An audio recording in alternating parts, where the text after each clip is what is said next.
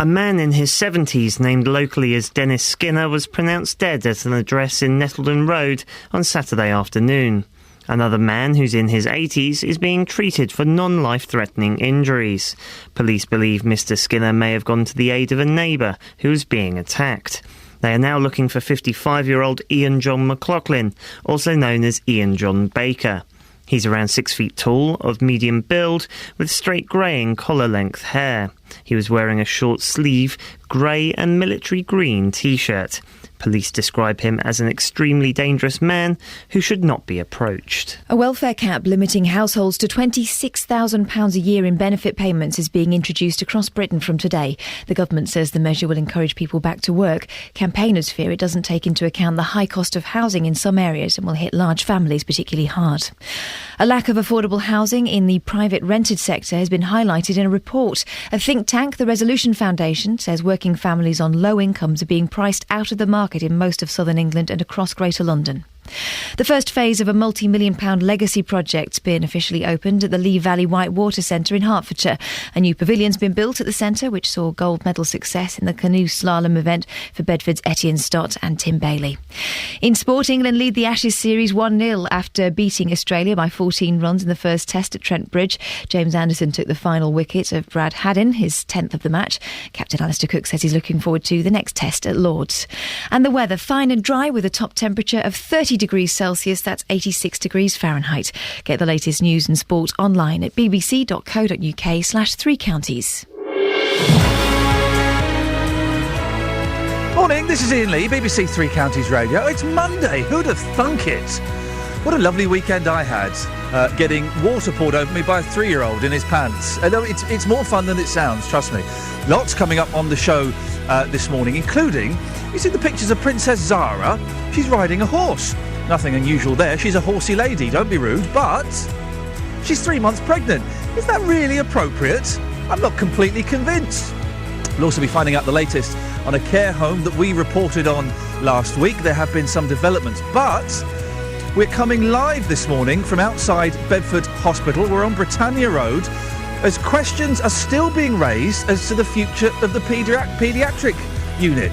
Well, the hospital hasn't really said very much, and we're here all morning hoping we can find out some answers. If you're concerned about the future of Bedford Hospital, give us a call, 08459 455 555, or go to the Facebook page, facebook.com/BBC 3CR.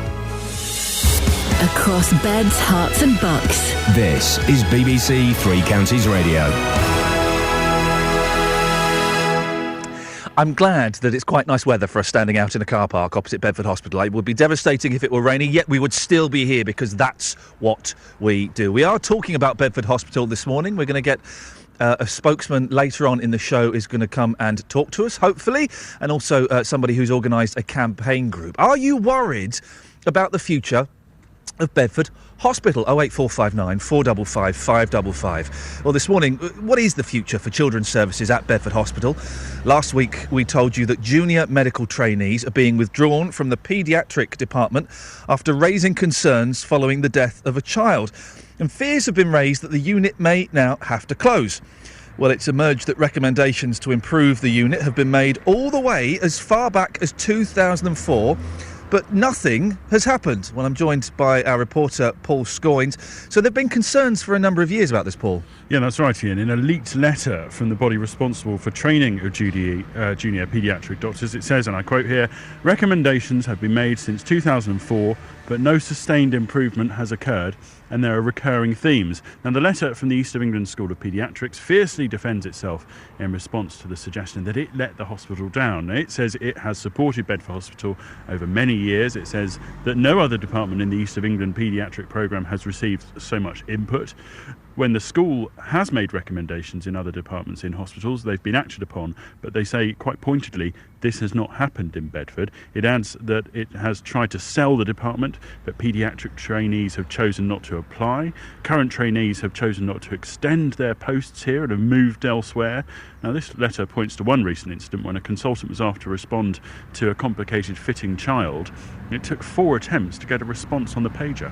And when the trainees raised concerns, they were told they were being, quotes, emotional. Is that right? Yeah, I mean, it's not a great sign for whistleblowers, is it, really? Yes, the letter goes on to say that the trainees have found it difficult and threatening to write reports. They say they've been made to feel they're at fault and to blame for the difficulties that the unit now faces. And the letter also states that it's not acceptable. They are not being properly supported. The hospital, in its defence, says it's absolutely committed to encouraging a culture of openness and transparency, and it's clear that all staff, regardless of their role, should always raise concerns about potential risks to patient safety and will be encouraged and supported to do so.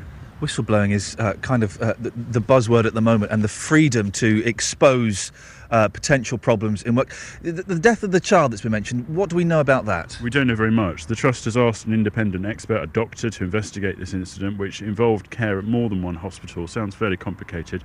It's in contact, the Trust, with the family concerned.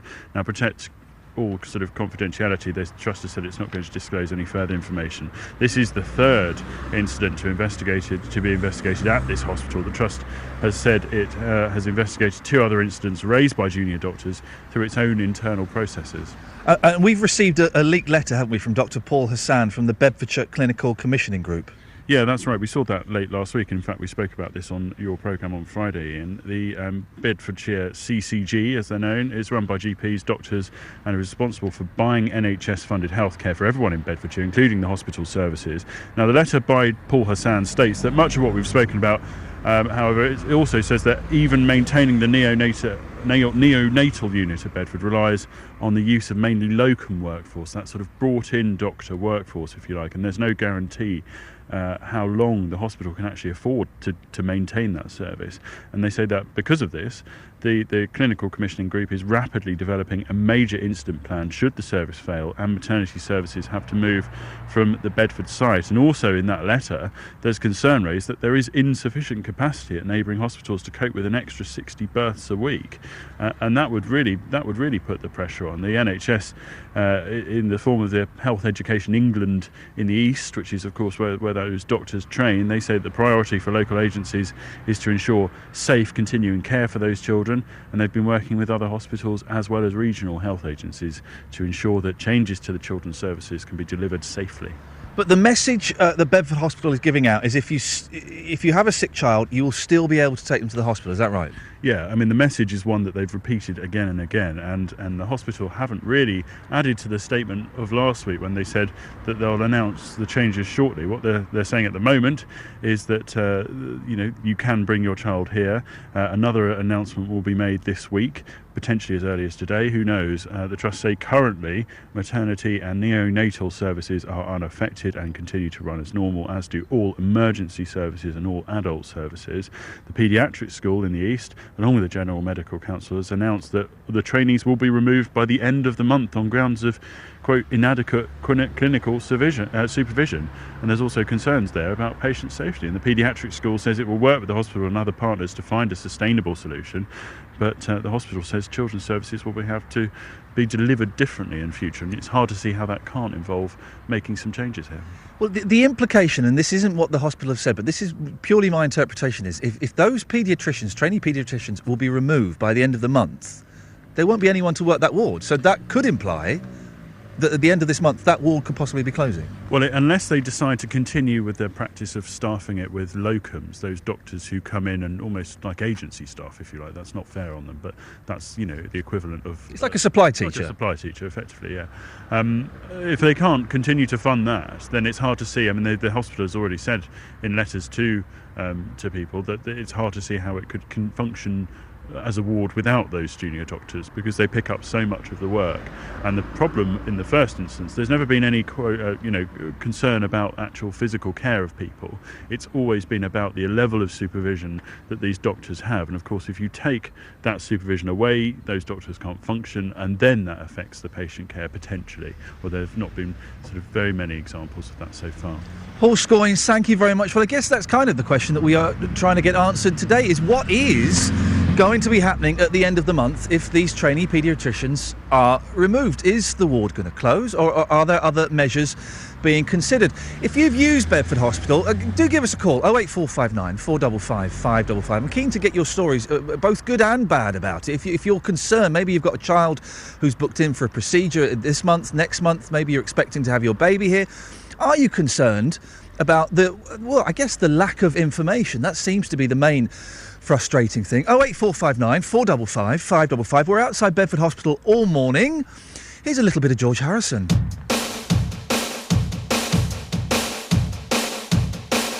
I got my mind set on you.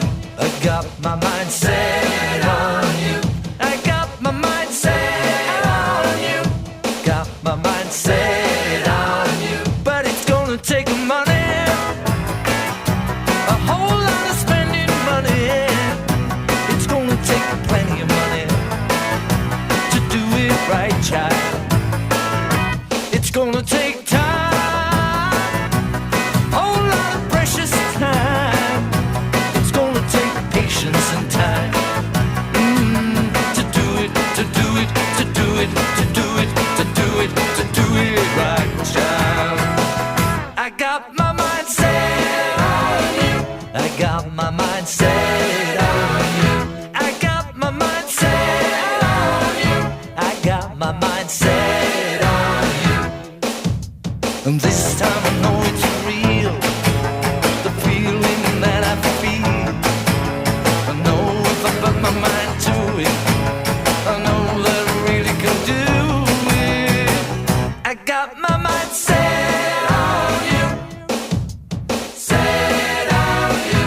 I got my mind set on you. Set on you. But it's gonna take money. Whole lot of spending money. It's gonna take plenty of money to do it right, child. It's gonna take time, whole lot of precious time. It's gonna take patience and time to do it, to do it, to do it, to do it, to do it, to do it right.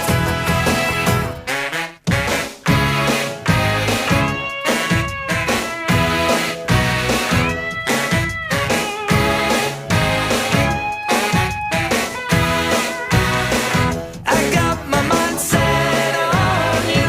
I got my mind set on you. I got my mind set on you. I got my mind set on you. And this time I know it's real, the feelings that I feel. I know if I put my mind to it, I know that I really can do it. But it's gonna take money. A whole lot of spending money. It's gonna take plenty of money to do it right, child. It's gonna take a time, a whole lot of precious time. It's gonna take patience and time. Morning! This is Iain Lee, BBC Three Counties Radio. We're on Britannia Road this morning, live outside Bedford Hospital, as we try and find out what the future of the paediatric unit is at the hospital. If you've used it, if you're booked in to use it, are you concerned about the lack of information that seems to be forthcoming from the hospital? 08459 455 555. Also, it's kind of a vague child theme this morning. There's a loose connection. If you look at the front page of the Daily Mail, there's a picture of Princess Zara, who's 3 months pregnant. Hey, nothing unusual about that. But she's riding a horse. And part of me thinks, well, hang on a second, aren't you supposed to be taking things not easy? I'm not patronising you, sisters. That's not the plan at all. But should you really be riding a horse while you're 3 months pregnant? 81333, start your text 3CR. Let's get the latest travel now. Here's Adam Glynn. Travel news for beds, cards and bugs. BBC Three Counties Radio. Cheers, Ian. Good morning. Good news first off. The M25 clockwise, they were doing emergency repairs for most of yesterday evening and overnight as well. It's all clear now, though, between junction 23 at South Mems and 25 at Enfield, and traffic is easing off. The M40 London bound, there's a lane closed because of an accident between junction 5 at Stokenchurch and 4 at High Wycombe for the A404. It's lane 1 that's closed there, and it's causing a bit of a queue already. Something to bear in mind if you're making a journey off toward Midlands and beyond. Virgin Trains, further up their lines, are running replacement buses. This is between Warrington, Bank Quay and Preston. They're going to be doing works all the way through until Sunday the 21st of July. It means long distance trains, especially services off towards Scotland, will be diverted, I believe, via Manchester. Adam Glynn, BBC Three Counties Radio. Morning, it's Monday. It's 6:16 and these are your headlines on BBC Three Counties Radio. It's emerged that the removal of junior doctors from Bedford's paediatric unit was prompted by the death of a child. Hertfordshire police have launched a murder inquiry after one man died and another was injured in Little Gaddesden near Berkhamsted on Saturday. In sport, the 2007 World 100-metre champion Tyson Gay and Jamaica's former world record holder Asafa Powell have both tested positive for the use of a banned substance. Coming up, a cap on the amount of benefits people can claim comes into force today. We'll ask MP for Hitchin and Harpenden Peter Lilly why he thinks the cap is necessary. BBC Three Counties Radio.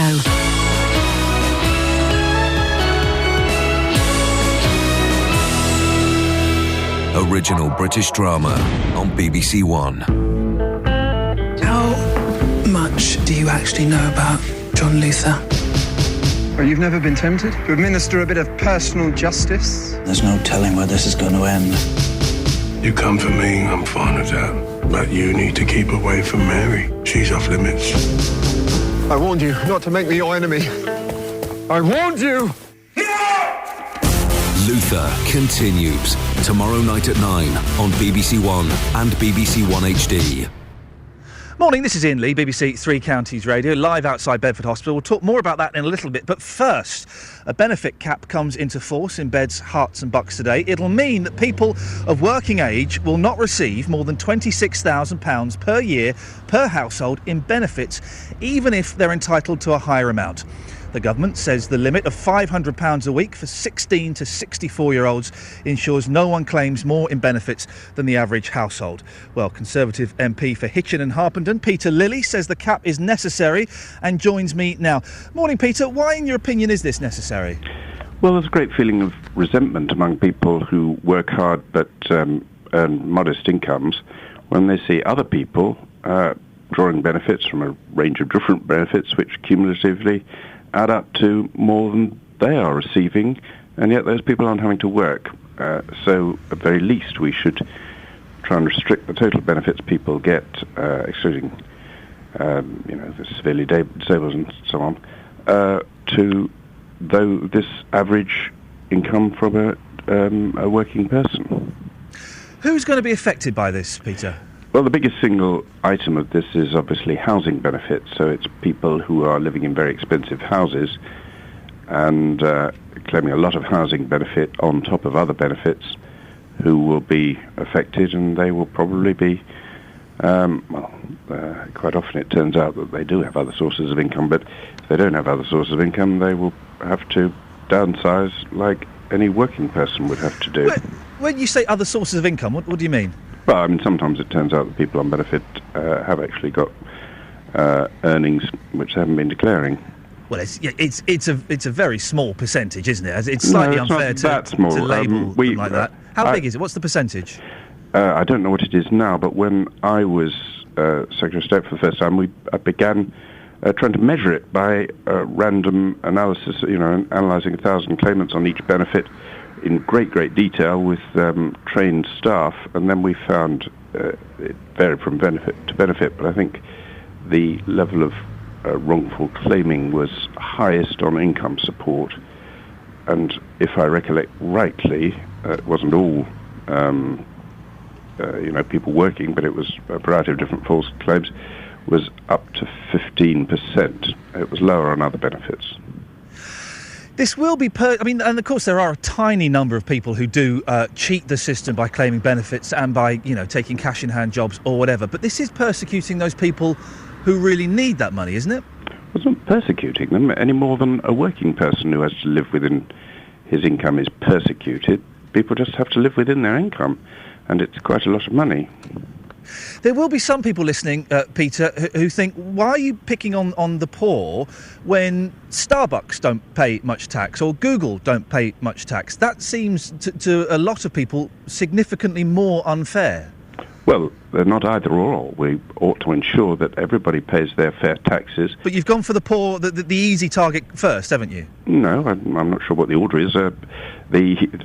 Every financial secretary at the Treasury spends their night and day trying to think of ways of making people pay their taxes and avoid these complex... Change the law and make sure Google and Starbucks and those other companies have to pay tax. That's what a lot of people will be saying, that the amount you're going to save from this will be small and it will have a huge effect on lots of families, where if you were to tax, you know, how people see fairly some of these big corporations, that would generate a lot more money for the country, wouldn't it? I'm not sure that it would comparatively. Remember, the benefit bill as a whole, including all different benefits, and as you say, the vast majority of it honourably entitled, is nearly a third of all public spending. If we get our maximum tax from Google and Starbucks and people like that, which I hope we will, that's only going to be a tiny fraction of it. So we ought to be doing both. We are doing both. You have to change the law to make sure that some of these complex tax avoidance schemes are no longer pursuable, and sometimes that law is enshrined in international agreements. I think that's the problem in at least one of those cases. But I'm as eager as anybody to make sure that they pay their taxes. I'm going to make an assumption about you, Peter, that you haven't lived on housing benefit or job seekers allowance. That's correct. I have.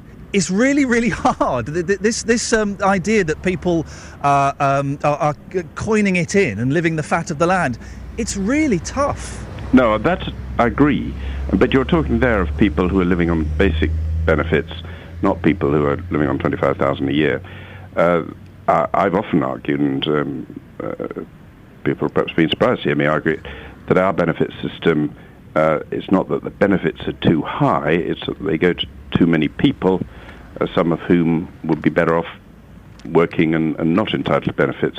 If you compare our benefit system to other countries, it's not that our benefits are generous, it's just a far higher proportion of people are entitled to them. Peter Lilly, thank you very much for joining us this morning. That's Conservative MP for Hitchin and Hubbardton, Peter Lilly. Well, if you want to have your say on that, if you want to let me know how those caps will affect you. Are you concerned about the changes?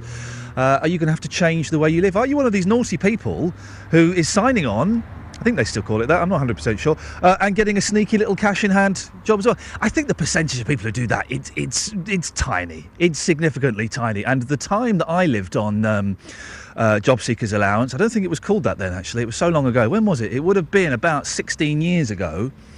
It was hard work.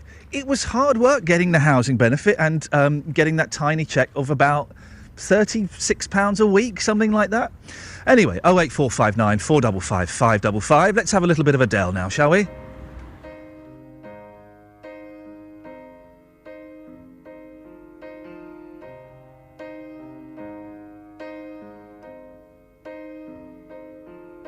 This is the end.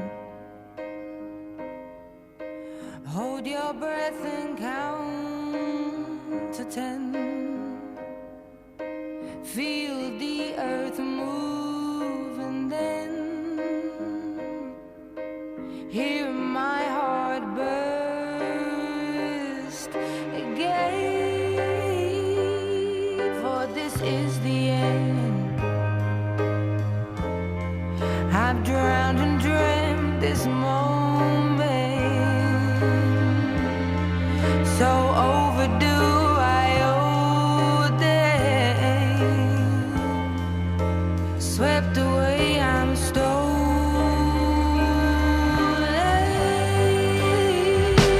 Let the sky fall when it crumbles. We will stand tall. Face it all together.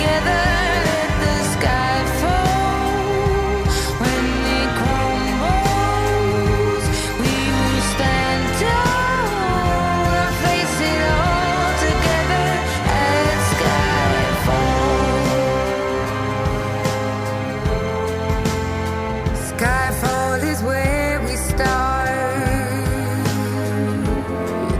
1,000 miles and poles apart, where worlds collide and days are dark. You may have my number, you can take my name, but you'll never have my heart. Let the sky fall when it crumbles. We will stand tall. I'll face it all together. Let the sky fall when it crumbles. We will stand tall. I'll face it all together at skyfall.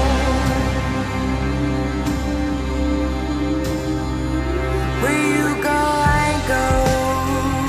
What you see, I see. I know I'll never be me without the security on your loving arms, keeping me from harm. Put your hand in my hand and we'll stand. Let the sky fall when it crumbles. We will stand tall.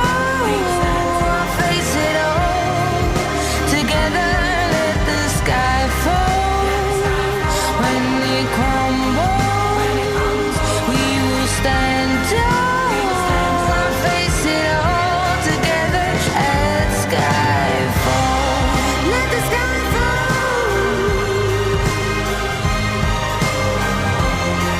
We'll stand tall at skyfall.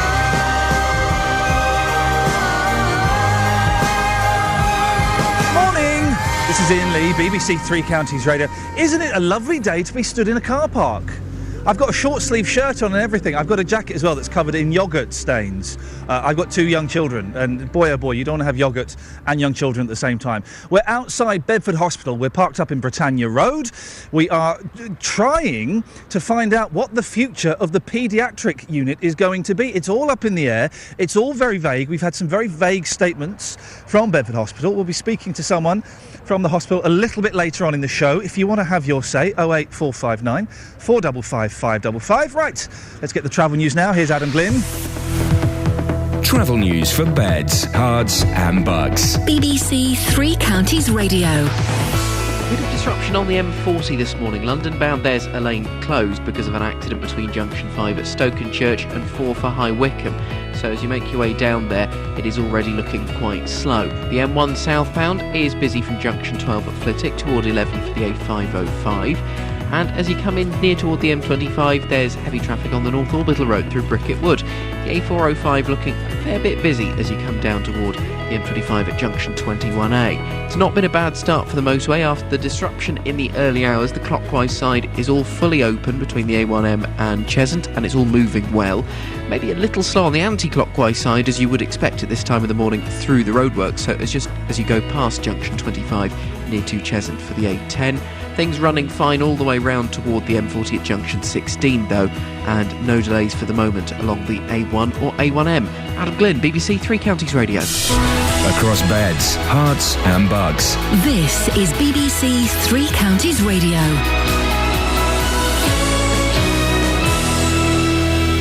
Good morning. With the 6:30 headlines, I'm Catherine Boyle. It's emerged that the removal of junior doctors from Bedford Hospital's paediatric unit was prompted by the death of a child. Hertfordshire Police have launched a murder inquiry after one man died and another was injured at Little Gadsden near Berkhamsted on Saturday. And a welfare cap limiting households to £26,000 a year in benefit payment is being introduced across Britain from today. Three Counties Sports. BBC Three Counties Radio.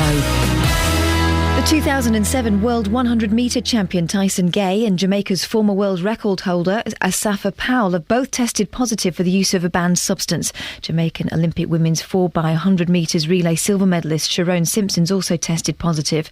Speaking after it was announced that Gay had tested positive, Great Britain's 2004 Olympic gold medalist Darren Campbell said the sports authorities are to blame. This is somebody who again has turned round and he said, you know, I'm the one to believe in, I don't take drugs, and ultimately who I blame is the people that run the sport.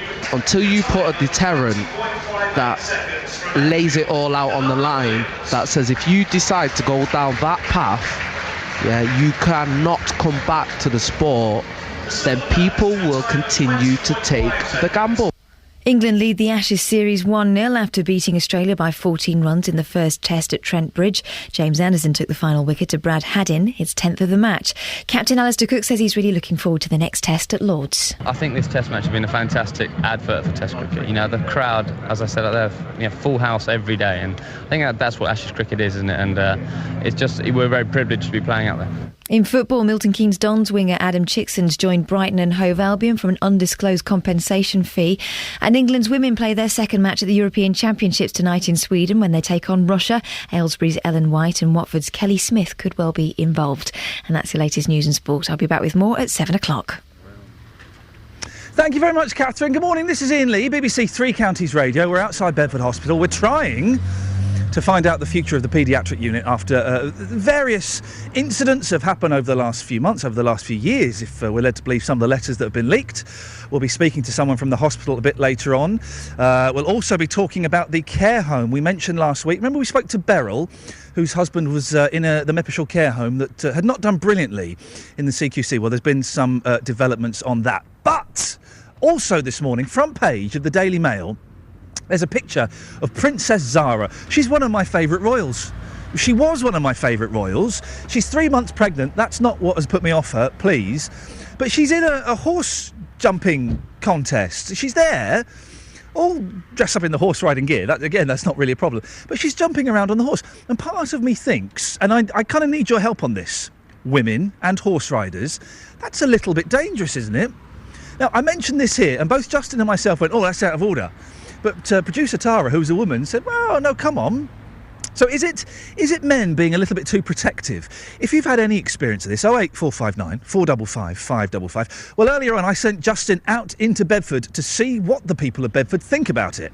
Kathleen, you have two children. We're looking at the picture there of Zara and, of course, the bump. She's horse riding at 3 months. Is she taking a big risk, do you think? Yeah, she is taking a big risk. I think she is anyway. I mean, that horse can turn any time. Yeah. So... Well, as a mother, looking at that photograph, does that almost horrify you? It does, yeah. Yeah, I wouldn't jeopardise myself. I wouldn't even go on a motorbike, let a horse.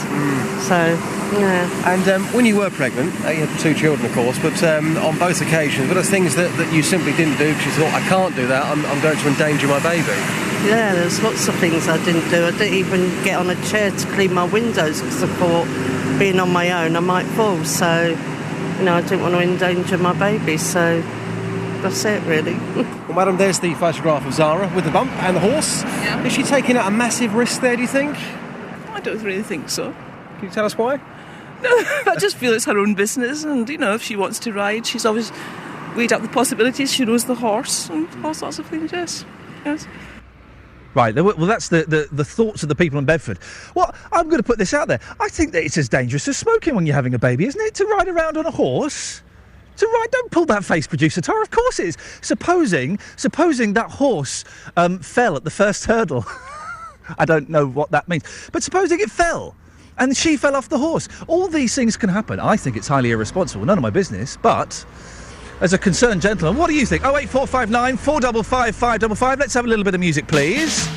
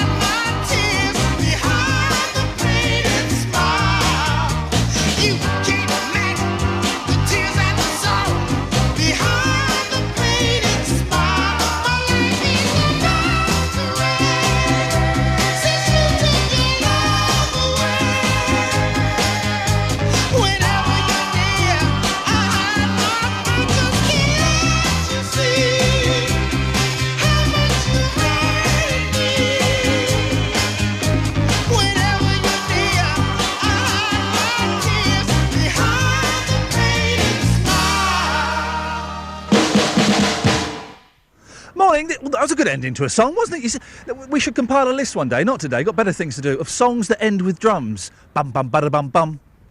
Well, it might be a little bit of fun for me to do at home on my own. Morning, this is Iain Lee, BBC Three Counties Radio, broadcasting this morning outside Bedford Hospital as we look to, well, try and find out what is the future for children's services at Bedford Hospital. If you've got a story to tell us, 08459 455 555. Last week, we told you that junior medical trainees are being withdrawn from the paediatric department after raising concerns following the death of a child. Fears have been raised the unit may now have to close, possibly as soon as at the end of this month. Well, it's not the only hospital that has had question marks hanging over it. Jan Madden was part of the Save Hemel Hospital group who campaigned to keep services open there. Morning, Jan. Good morning, Ian. Jan, remind us why you first started up your group. Well, I was working with Mike Penning, and there's been a group still going, actually, that's been going since, well, must be nearly 37, 38 years now, called Decorum Hospital Action Group. But we were making lots of noise because they closed down our maternity unit. That's how I became involved. I'd had 2 babies in Hemel Hempstead Hospital, wanted a third, and the first thing I find out is that they're just about to close our maternity unit. And what were the reasons given for closing it?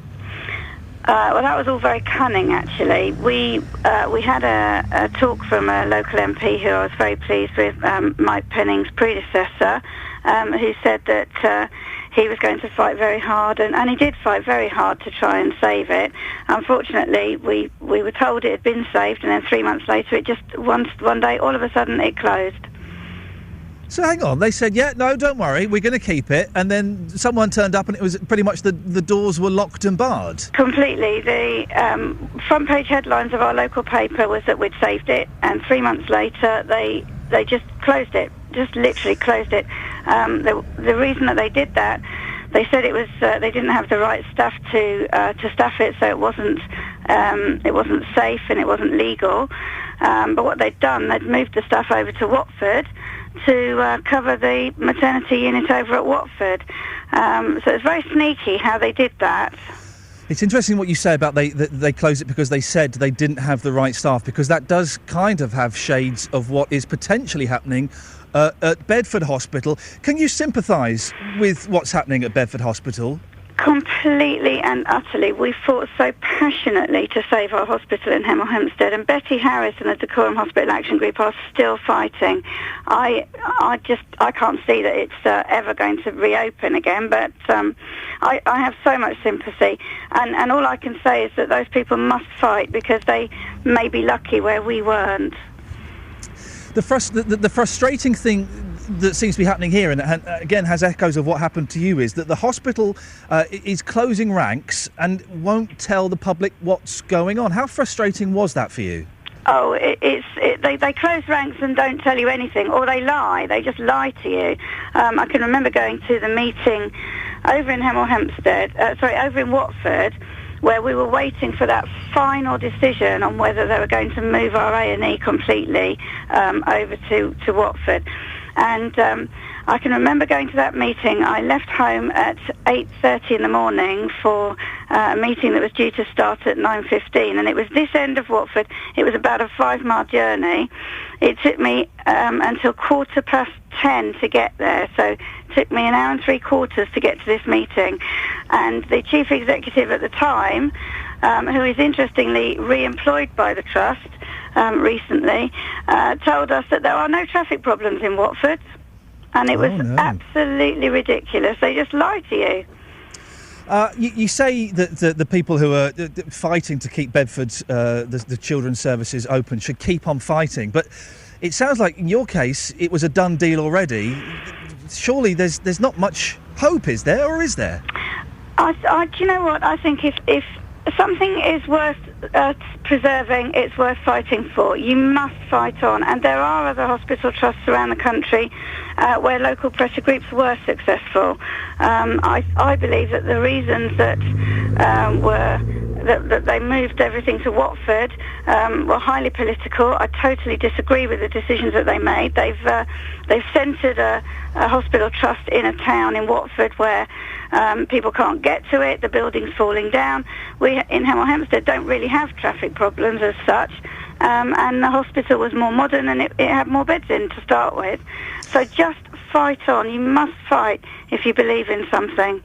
Jan, while I've got you on, completely different subject, but you are a mum. I don't know if you've seen the pictures of Princess Zara riding a horse at 3 months. Would you have done anything as outrageous as that? No, I wouldn't. I didn't know anything about it until I was just listening on the radio a moment ago. No, never. If you've got something so precious inside you, no, why would you risk anything for that baby? Jan Madden, thank you very much indeed. Jan Madden was part of the Save Hemel Hospital group. We're talking about hospitals because, well, no one seems to know what the future of the children's services at Bedford Hospital is going to be. The paediatric trainees are going to be taken out by the end of the month. Lots of vague press statements from the hospital basically saying we'll make an announcement soon have come out. So no one quite knows. There is a possible chance that at the end of this month, the paediatric services could potentially close. The maternity unit has a big question mark over it, in as much as, well, if you're having a baby in a maternity unit, you want to be sure that if something goes wrong, there are enough trained staff and doctors available to step in and make that delivery as smooth as possible. 08459 455 555 is the telephone number. We will be talking to someone from Bedford Hospital a little bit later on in the show. And also, the nearest hospitals you would have to go to would be Milton Keynes and Northampton. Now, as someone who, my little boy has been in hospital recently, and we had to travel miles to get there. You don't want to have the paediatric units move far away. It's such hard work. It's hard work having a kiddie in hospital anyway, let alone having to travel 50 minutes one way, 50 minutes back. Do have your say on this. If you're concerned, if you've got an appointment booked in the paediatric unit in the next month or the next 2 months, what have the hospitals said to you? Maybe you're expecting to have your baby there. 08459 455 555. Right, 6:44. Let's go to Adam and get the latest travel. Travel news for beds, cards and bugs. BBC Three Counties Radio. Cheers, Ian. Still problems on the M40 London bound. A lane remains closed off following an accident between junction 5 at Stokenchurch and 4 at High Wycombe, and traffic is looking quite slow past the scene of that, though once you get past it, it is moving well down toward London and the M25. The M1 southbound, sensors are picking up a patch of slow-moving traffic from junction 13 at Milton Keynes South and Bedford toward junction 11 for the A505. Looking at the cameras around there, it's little queues here and there. Everything is moving reasonably well on the way down toward London. The northbound side of the M1 is moving well. The A5 in Dunstable, a little slow toward the A505, but not too bad. The A1M and the A1 are still looking clear so far today. On the M25, though, anti-clockwise, you have heavy traffic coming into the roadworks section from Waltham Abbey at junction 26 through to Enfield at junction 25, and then it's slowing up again from the M1 at junction 21 round to Kings Langley at junction 20. Adam Glenn, BBC Three Counties Radio. Thank you, Adam. More from him in 15 minutes. Right, it's 6:45. It's Monday the 15th of July. I'm Iain Lee and these are your headlines on BBC Three Counties Radio. It's emerged that the removal of junior doctors from Bedford's paediatric unit was prompted by the death of a child.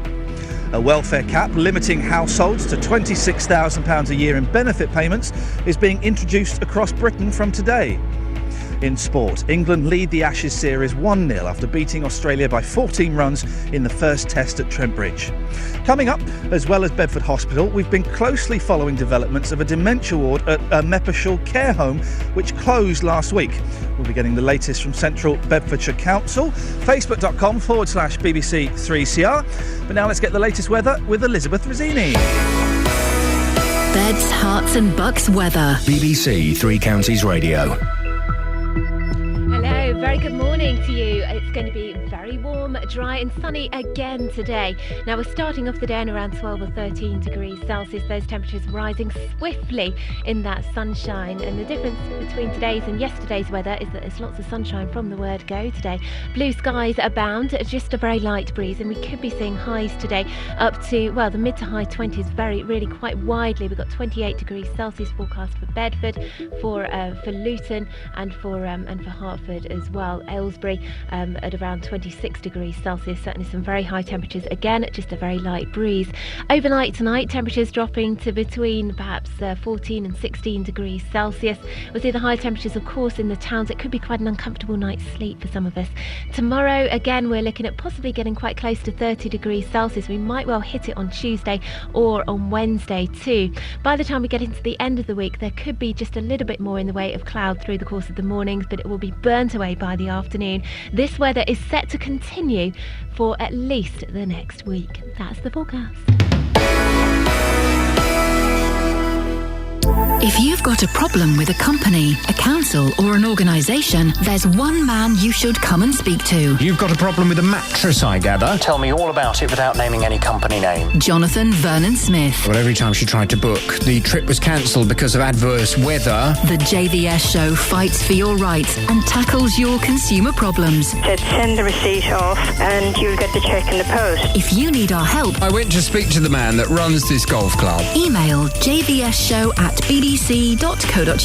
I'm just very pleased that you've got the money. And we could do the same for you. Thanks ever so much, Jonathan. The JVS Show on BBC Three Counties Radio.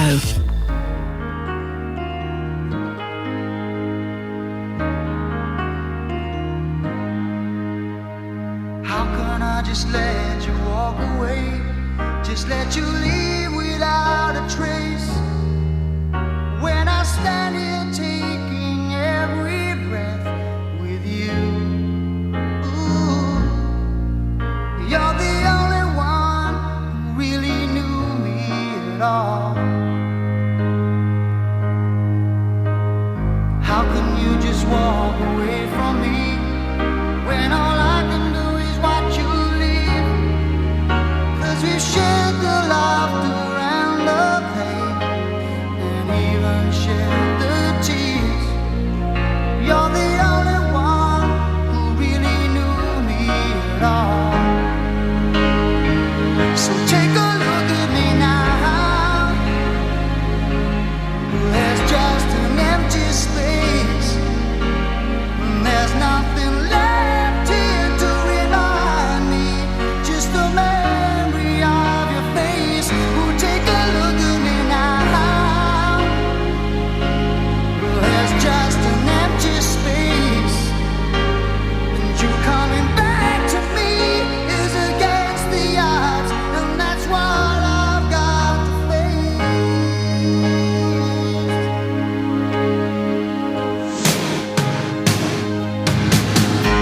I wish I could just make you turn around and see me cry. There's so much I need to say to you, so many reasons why. You're the only one who really knew me at all. So take a look at me now. Well, there's just an empty space, and there's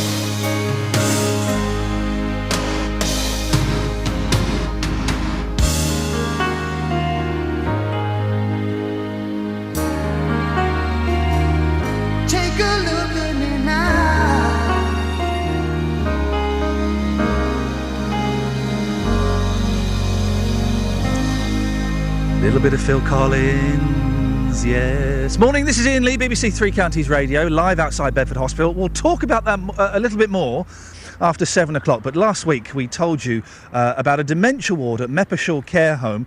Well, remember we spoke to Beryl, whose husband was there. It had failed on quite a few things by a CQC report. Well, last Friday we found out it was going to shut down because it was deemed by the Care Quality Commission to not be fit for purpose. 12 residents, some of whom are in their 90s, had to be moved from the ward, Lavender House, to other care homes across Bedfordshire.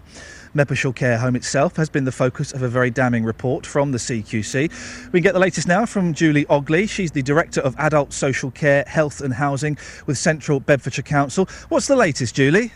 Oh, well, good morning. The situation has changed.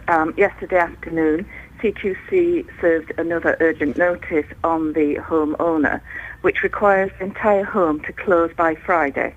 The entire home is closing by Friday? That's correct. Its registration's being removed, so that means it cannot continue. What's going to happen to the 70 residents? Well, we'd already made a decision that the residents living in the downstairs Lavender unit would be moved by the end of today, and social workers and nurses have carried out their assessment so that plans are in place to move those residents today. So that, how many was that? That was 12, wasn't it? 14 in the downstairs unit. There were 14, OK. So you've got another 56 to house. Where are they going to go? We've got 45 left, actually. But, well, we will now start looking across Bedfordshire, Hertfordshire, and talking to relatives and the residents themselves about where they would prefer to live. And that's pretty shocking, isn't it? That's pretty shocking, Julie. I'm quite disgusted that a care home could be allowed to get so bad. How was it allowed to get so bad? Well, I think what happened is that it deteriorated from the 1st of July. The improvements that were asked to be made to standards of care were just not made. And then over the weekend, the situation deteriorated in that the manager... What happened over the weekend that got so bad? The manager of the home left. The other management put in didn't transpire. The standard of care being delivered was poor, especially in the very hot conditions that we've had. And in fact, I've had 10 social workers there. There's been 4 nurses, 2 occupational therapists, and we've really had to prompt and remind the staff of the home over simple things like giving people drinks and getting fans in place because the home was incredibly hot. The thing is, it's not just as simple as finding them another bed, is it? A lot of those people who live there, part of their care, particularly with people with dementia, is that they are used to their surroundings. The shock of moving suddenly without any build-up could be quite traumatic. It is, and it's very distressing for their relatives as well. How are you going to ease that distress? Well, I do know because we've contacted the relatives in the homes of the 12 people already moved, that with the exception of one person, they've all settled very well. So clearly, one person is uncomfortable in their new surroundings. One person is uncomfortable, and we're reviewing that very regularly. Clearly, it's a massive task now moving the other 14 people from the dementia unit and the 45 people living in the home, who we don't know an awful lot about in terms of they weren't necessarily placed in the care home by the council. So we're bringing more staff in from my own hang on, council. You've got 4 or 5 days to rehome 45 people that you don't know a lot about. How on earth are you going to do that? Well, by drafting a lot of staffing. We already have 10 social workers there. We're going to have to increase that to about 20, plus the support that we've been having from our community health service colleagues, which has been great. People really have turned around and been prepared to give the time to working in the home to ensure a smooth transition as we can. But it is an enormous task. And have you got enough staff to do this properly? Yes. Where are you going to find the care homes from? As someone who spent a long time trying to find a care home bed for my mum, they don't pop up very often. Where are you going to get all of these beds from? Well, we have been looking to see which care homes have which vacancies, and there are some care homes just outside of central Bedfordshire with vacancies. So again, it's not a simple process. We have to carry out a full assessment, and often that might require the use of specialist equipment as well. I'm talking to relatives, and my staff yesterday were making contact with the relatives of the 45 people. Have you spoken to all of the relatives yet? last night, as I left the home, I was aware that there was relatives in America that we just hadn't been able to make contact with, but I know the manager confirmed was going to continue. That's terrible, isn't it? It's very difficult, isn't it? You know, not particularly for residents, but also for their families and the staff that have been left there. You know, it's a difficult situation. So people could be hearing this for the first time this morning, that their relatives are getting booted out of the care home that they were expecting to spend the rest of their lives in? I would hope that they're not hearing it for the first time this morning, because I actually sat and listened to my colleagues that were ringing relatives. But it's definitely a possibility of some families. This has been handled pretty badly, hasn't it, Julie? We spoke to Beryl, whose husband is in the care home, and she said to us last week that she had been misinformed, had been possibly lied to, that there had been, when she came to a meeting at the care home recently, the CQC report wasn't even mentioned, a meeting that I think you were at. The CQC report, the worst aspects of it weren't brought up. Why has it been handled so badly? I don't think it has been handled badly, Mr. Lee. In fact, I've had the opportunity to meet Beryl, as have my colleagues. It took a while for that to happen, didn't it? It's only because we brought it up on the show that she hadn't been able to get through to you. No, it wasn't. That wasn't the reason. We hadn't been able to make contact with her. And She'd been trying to contact you for a long, long time. We mentioned it on the show. That afternoon she got a phone call. I heard your interview with Beryl, Mr. Lee, and I can assure you that we have been trying to make contact with her. OK, but you managed to get hold of her that day, OK. We did. She was right. We didn't take copies of the report with us. It had been a public document, and with hindsight, we ought to have taken copies. You should have posted it to everybody. You should have flagged up what the problems were in that meeting. You should have had printouts for everybody. That's obvious, isn't it? And it should have been on display in the home, and it wasn't. So, yeah, I think our... Well, so they made a mistake, but you also have to accept responsibility, don't you, Julie, for not passing on the information to those concerned. If they didn't know where to find it, they wouldn't know where to look, would they? Mr. Lee, we were helping the home to carry out... Call me Iain, please. Plan. Iain, we're helping the home to carry out an improvement plan. The situation deteriorated across June. We convened a meeting of relatives, and it was a mistake not to have taken copies of the report with us. Quite a big mistake. Julie, we have to end it there. Thank you very much. That's Julie Oakley, Director of Adult Social Care, Health and Housing. Well, there you have it, an exclusive. The care home, the whole care home, is closing down. Well, I'm surprised. That was the first I've heard about it. If you've got a relative there, do give us a call. We're going to try and speak to Beryl a little bit later on in the show to find out how she's coping with the news. But if you heard about this at the weekend or just now, 08459 455 555. Just to reiterate, Meppershall Care Home is closing down completely. Everybody will have to be rehomed by Friday. Right, let's get the latest travel now. Travel news for beds, cards and bugs. BBC Three Counties Radio. The M40 London bound has a lane closed following an accident between Stokenchurch and High Wycombe. It's taking about 35 minutes to get through the patch of queuing traffic there. It's slow on the southbound M1 as well, from junction 13 at Bedford towards 11 at the A505. M25 busy in patches anti-clockwise into the roadworks at Enfield and also past the M1 toward Kings Langley. Adam Glynn, BBC Three Counties Radio. Lee, BBC Three Counties Radio. We're live outside Bedford Hospital as we ask what is the future of the paediatric unit there. You can have your say, give us a call, go to Facebook or send us a text. Here's the news with Catherine. On FM, AM, online and digital radio. This is BBC Three Counties Radio.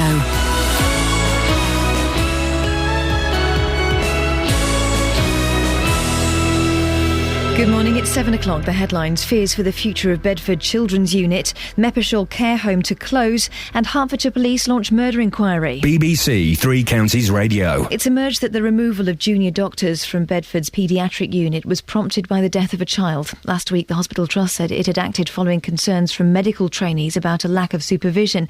But new evidence suggests there have been problems at the unit as far back as 2004. Tony Fisher reports. In a leaked letter from the East of England School of Paediatrics, it says recommendations have been made since 2004, but there's been no sustained improvement. It adds trainees found it difficult and threatening to write reports. The hospital, meanwhile, insists it's committed to a culture of openness and transparency. The trainees will be removed by the end of the month on the grounds of inadequate clinical supervision and concerns about patient safety. The NHS says it's working to ensure children's services can be delivered safely. And Iain Lee will be bringing bringing you the very latest on this story in the course of the morning.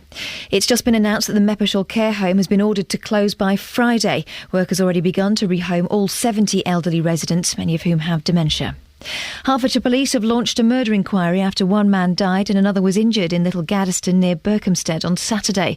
55-year-old Iain John McLaughlin is also known as Ian John Baker. He's around 6 feet tall, of medium build with straight greying collar-length hair. Police say he's extremely dangerous and should not be approached. A 34-year-old man has been arrested following the attempted rape of a woman in Aylesbury. The victim raised the alarm after escaping the would-be attacker and flagging down a passing police car. Officers are now appealing for witnesses to the incident, which happened at around 1 o'clock yesterday morning in Gatehouse Road. A welfare cap limiting households to £26,000 a year in benefits is being introduced across Britain from today. Campaigners fear it doesn't take into account the high cost of housing in some areas and will hit large families particularly hard. The government says the measure will encourage people back to work, a view shared by the Conservative MP for Hitchin and Harpenden, Peter Lilly, who believes the current system is unfair. Well, there's a great feeling of resentment among people who work hard but earn modest incomes when they see other people drawing benefits from a range of different benefits which cumulatively add up to more than they are receiving, and yet those people aren't having to work. A report by the think tank The Resolution Foundation has concluded that housing in many areas of the south of England is beyond the reach of lower-income working households. It warns that lack of access to suitable housing has implications for the mobility of labour and economic growth. Traffic was brought to a standstill yesterday when a section of the M25 near Potters Bar melted in the heat. Police closed the clockwise carriageway at junction 23 at around 3 p.m. In sport, England have a 1-0 lead in the Ashes series after claiming victory over Australia by 14 runs at Trent Bridge. And the weather today fine and dry with a top temperature of 30 degrees Celsius, that's 86 Fahrenheit. Get the latest news and sport online at bbc.co.uk/3counties. Morning, this is Iain Lee, BBC Three Counties Radio. We're coming live from a car park outside Bedford Hospital. As this morning we ask, what is the future of the paediatric unit? There have been several vague statements issued by the hospital. Well, we'll be talking to several people who are concerned about that. We're also talking this morning. Have you seen the front page of the Daily Mail? It's a picture of Princess Zara riding a horse. Nothing wrong with that. She's a very horsey lady. No disrespect. But the thing that got me concerned is she's 3 months pregnant. You can see the bump. It's quite prominent. And I'm trying to think, when my wife was pregnant, I mean, she was still very active. She still did things. But riding a horse, I think I'd be a little bit concerned. She didn't do those things. Steady, for goodness sake. Everyone's got a little bit of summer holiday fever just because we're outside in the sunshine. How naughty, how very, very naughty.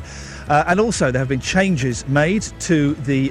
there's been a cap put on the amount of benefits that families can get. We'll be talking about that. If you want to have your say on this or anything, you can go to... That's my coffee, by the way, Paul Scoins. Put that down. You can go to facebook.com/BBC3CR. You can send me a text, 81333. Start your text 3CR. Or you can give me a call, 08459 455 555. Across beds, hearts and bucks. This is BBC Three Counties Radio.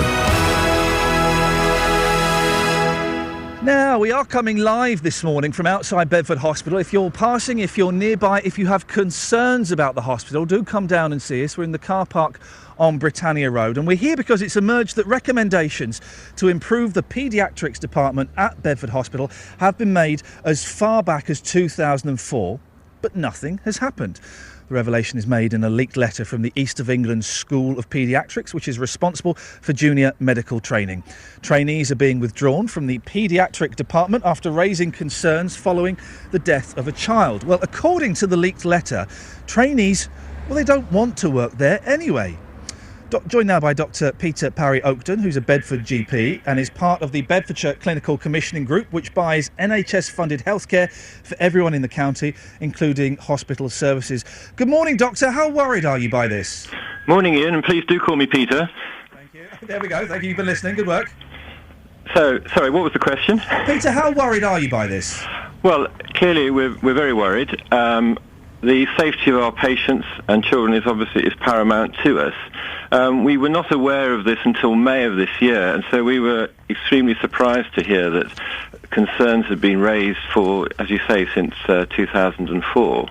As a GP, I see patients on a daily basis, and we certainly hadn't picked up from our patients any concerns about the quality or safety at Bedford Hospital Paediatric Department. And in fact, I think the care that has been given is actually it's been very good generally, and I would like to pay tribute to the staff at Bedford Hospital Paediatric Department who have provided good care. But clearly something has gone badly wrong, and I think that is of great concern to GPs in Bedford and surrounding areas, and as it is, of course, to the public and parents of patients at Bedford Hospital.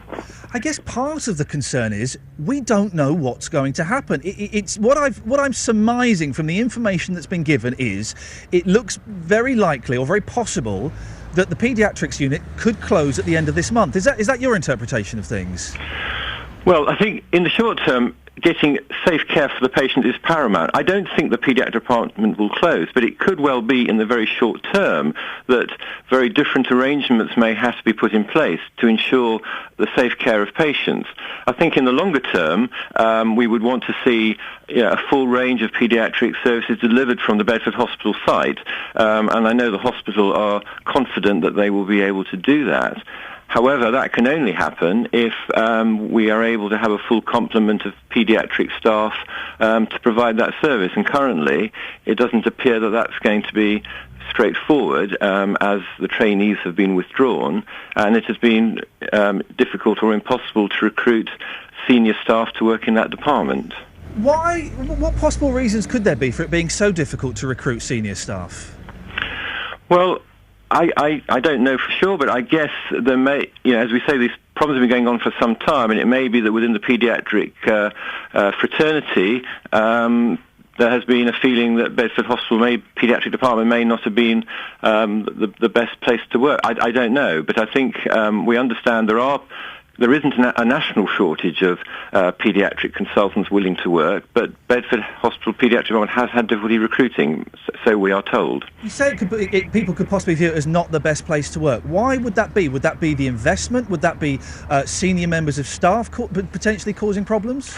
I have no idea why that. I have no idea why that may. I can only speculate. As far as we were concerned, Bedford Hospital was a good hospital, and the paediatric department was a good department. So, I don't really know why people wouldn't have applied to work here. So I have to leave that question open. I don't know. Would you be happy if one of your patients went to have a baby at Bedford Hospital? Went to have a baby? We're talking about maternity services now. Yes, I'd be very happy for my patients to have babies at Bedford Hospital. The reason I bring up maternity services is because if something were to go wrong, if there was a premature baby or there was a complication at birth, without those paediatric staff, that could cause problems, couldn't it? Yeah. No, we're absolutely clear that maternity will only continue if there is adequate paediatric cover. So in the event that there wasn't adequate paediatric cover, then maternity would have to stop being provided. But I think we are confident, and you'll have to talk to the hospital about that, but I think we are confident that it will be possible to provide paediatric cover to ensure that the maternity service can continue as normal. Dr Peter Parry-Oakden, Bedford GP, thank you very much indeed. I'm joined now by Labour Councillor for Kempston, Sue Oliver. She's portfolio holder for Children's Services Social Care at Bedford Borough Council, and also Richard Fuller, Conservative MP for Bedford. Thank you very much for coming. Sue, let's start with you. What's your take on all of this? Well, before I go any further, I'm councillor for Coldwell Ward, which is exactly where we're standing. It's the ward that the hospital is in. But my take on this is I'm extremely concerned. I'd say I was very cross about it because of the lack of information coming from the hospital, but my main emotion is that I'm very worried on behalf of the residents of Bedford Borough. Have you tried to speak to the hospital to get any more information from them? I sit on the council's Health and Wellbeing Board in my position as portfolio holder for Children's Social Care. The Clinical Commissioning Group and Peter Parry-Oakden, who we've just spoken to, come to that board. When it met last month, this was the first we'd really heard of any concerns in paediatrics at the hospital. But as you may have heard, the Mayor has called an emergency meeting of that board on Thursday, where as councillors we hope to ask some questions about this very serious position. Do you know who's going to be attending from the hospital at that meeting? I've heard that senior officials from the hospital are attending, Stephen Conroy, who's the Chief Executive, and Fiona Wilson. We'll be speaking to Mr Conway a little bit later on in the show. Richard Fuller, Conservative MP for Bedford. What are your constituents saying to you? I think what constituents want to know, if they're an expectant mum or they're a mum and dad with a sick child, is what's going to happen to my child? What is the plan the hospital has?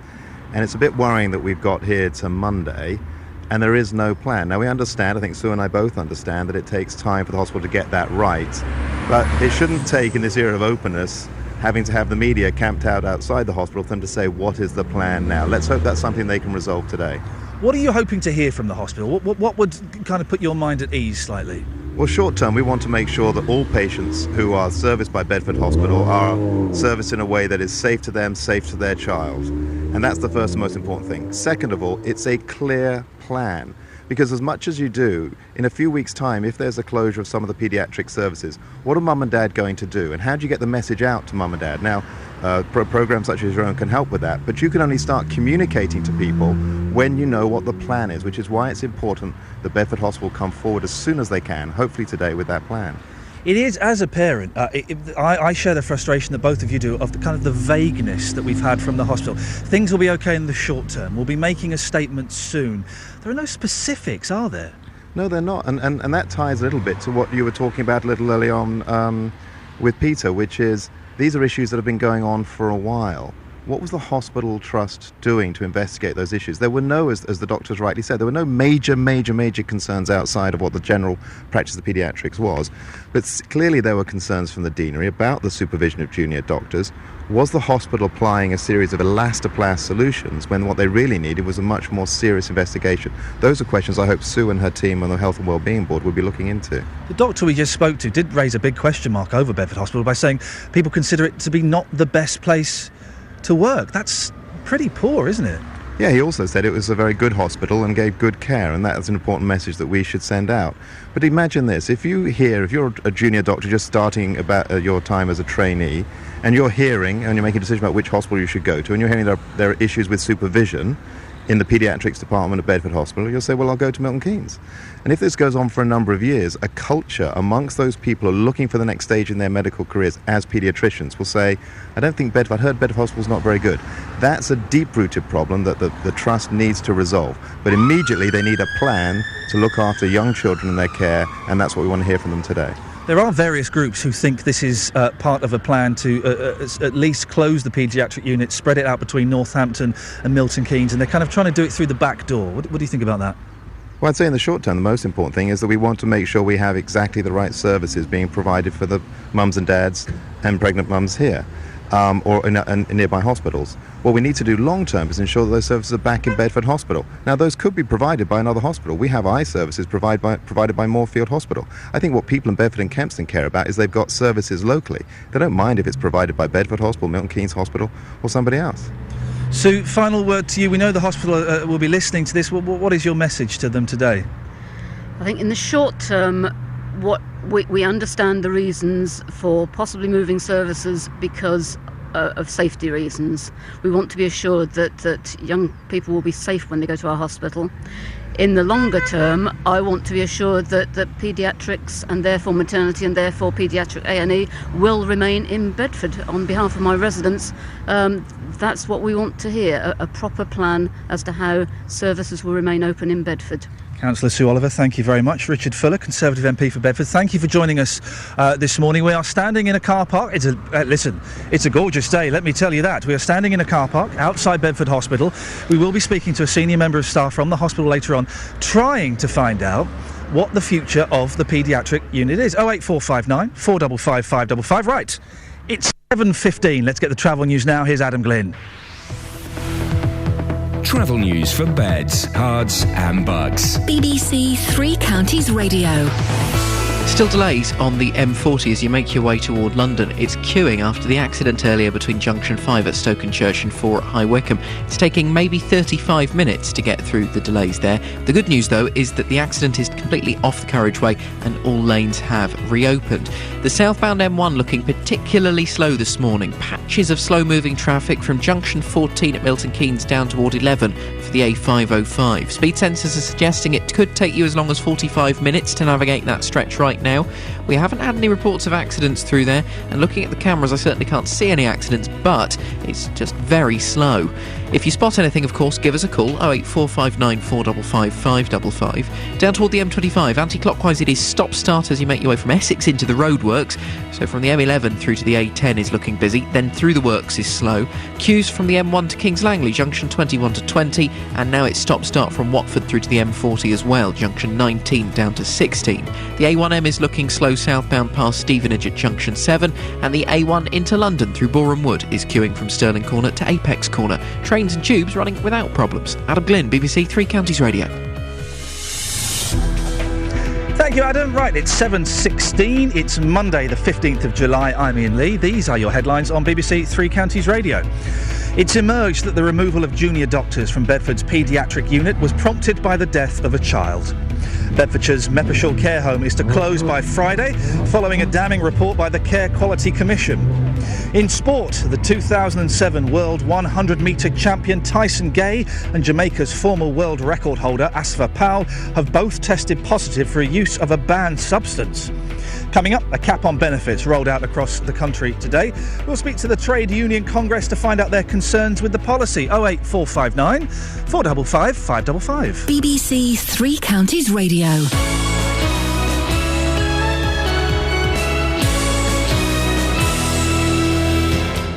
Every weekday from 12, Nick Coffer brings you great guests. Julian Clary, welcome to BBC Three Counties Radio. Legendary Genesis guitarist Steve Hackett, Supertramp frontman Roger Hodgson, Carol Decker of Tapau fame joins me now. Great conversations. China in your hand is about the fragility of your dreams and that you should be careful what you wish for. Something very addictive about making people laugh is standing on stage and every few seconds getting that hit of a laugh. Nick Coffer. Weekdays from 12 on BBC Three Counties Radio. Morning, this is Iain Lee, BBC Three Counties Radio. We should do shows out in car parks when the weather's like this more often. The rest of the day for me, dear listeners, is going to be spent... I've got to stop off on the way home, buy a paddling pool, and then just sit in my pants all day in the paddling pool. The kids are going to be there as well. It's not a completely indulgent, self-indulgent thing, but yeah, it's going to be my afternoon. Fantastic. Now, lots to talk about this morning. We'll be talking about the benefit caps in a little bit. But the front page of the Daily Mail, have a quick look. There's a picture of Zara Phillips. Is she a princess? I don't think she's is she a princess? Let's say she's a princess. Let's give her the benefit of the doubt. Riding a horse, but she's 3 months pregnant. And I'm asking this morning, is it appropriate for a 3-month pregnant woman to be on the back of a horse? Well, Anne in St Albans has texted him, Iain, pregnant women rode horses long before cars were ever thought of. Oh. Babies are as tough as old boots. I'm not sure babies are as tough as old boots. I would throw my old boots into the front hallway without a second's... I wouldn't do it to a baby. My unborn brother was lost when my mother fell downstairs. What are we to do? Stop climbing stairs? I've had 7 children and rode with all of them. Just take extra care in all you do. Well, I would suggest, Dan, the extra care would include not riding a horse. I don't know. 08459 455 555. You can send us a text 81333. Start your text 3CR. Now, a benefit cap comes into force in Beds, Herts and Bucks today. It'll mean people of working age will not receive more than £26,000 per year per household in benefits, even if they're entitled to a higher amount. Love to get your opinion on this morning. Do you think that's fair? Maybe you work hard and you think, well, yeah, actually, do you know what?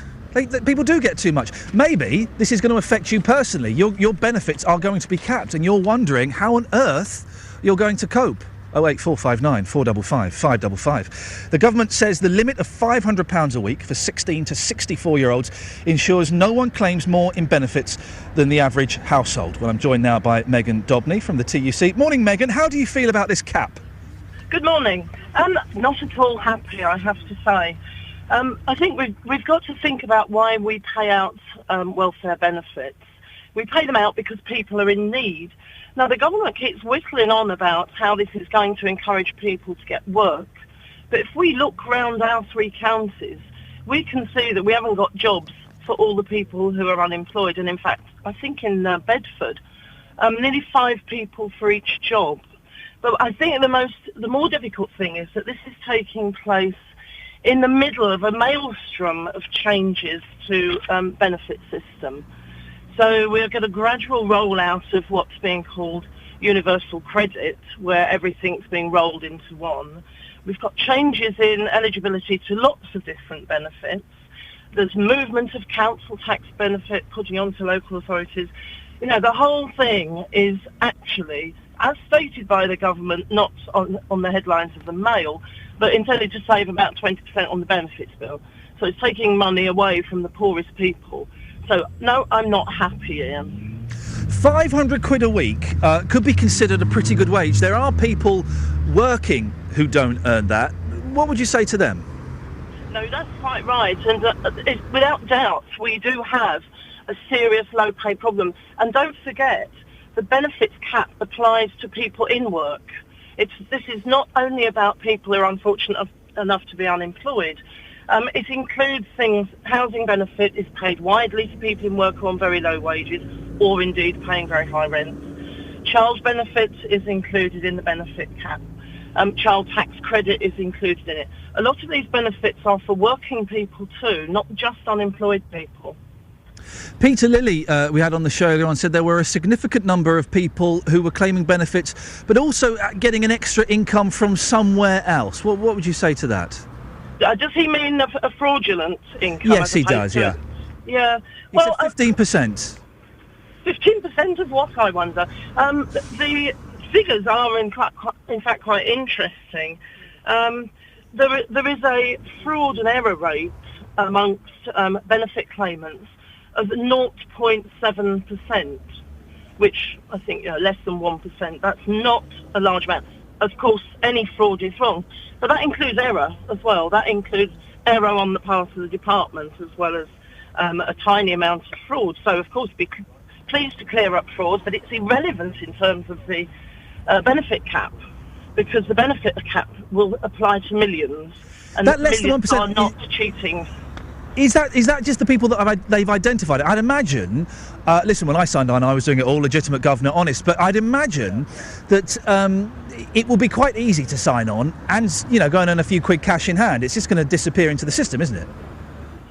Well, I guess it's possible, but, we have to look at this in two ways. One is, who are these employers who are cheating us, the taxpayers and others, out of our national insurance contributions they should be paying? This is a two-way process. But the point is, they say 0.7% fraud and error. That's not me saying it. That's the wider bodies saying it. So that's the scale of the problem, and I'm happy for it to be dealt with because it's wrong, but we mustn't be diverted. The real issue is about the fact that we have got millions of families who are working and claiming benefits, and that really shouldn't be the case, should it? People should be able to live if they're working. And, we've seen quite recently what could be seen as an encouraging increase in the number of jobs. But unfortunately, so many of them are short hours. In other words, they're not 35, 40-hour jobs where one would expect that you could live. 20 hours, 25 hours. People can't live on that, and that's not in people's control. So I think as a taxpayer, I want to support my fellow citizens.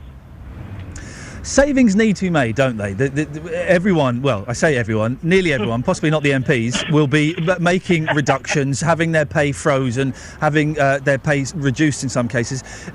Should everybody not share in this? MPs to one side for the moment?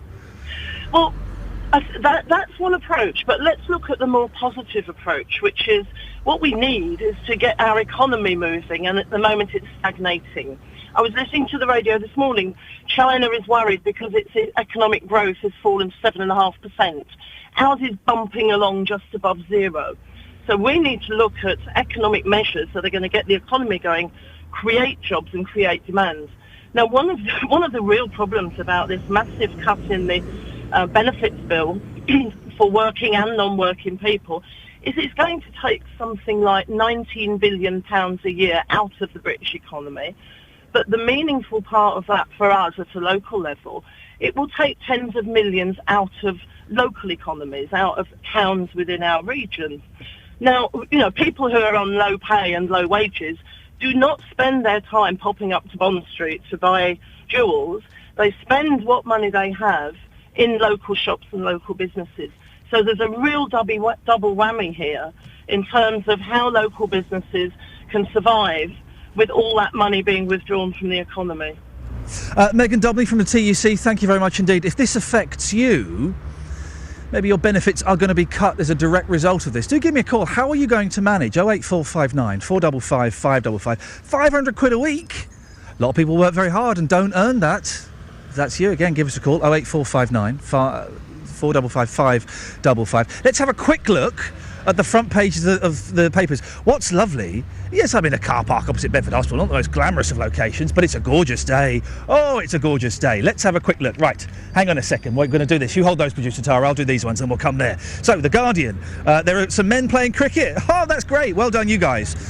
More serious story, 2 soldiers die in heatwave. Police and MOD investigate deaths and injury on TA training exercise in Wales. The Daily Mail has got the same story. Soldiers marched to death. Tragedy of 2 territorial army men who collapsed in searing heat as they tried out for the SS. And there's that picture of Princess Zara, Lady Queen Zara, I don't know what her title is, riding a horse, 3 months pregnant. The bulge is there. You can see the bulge.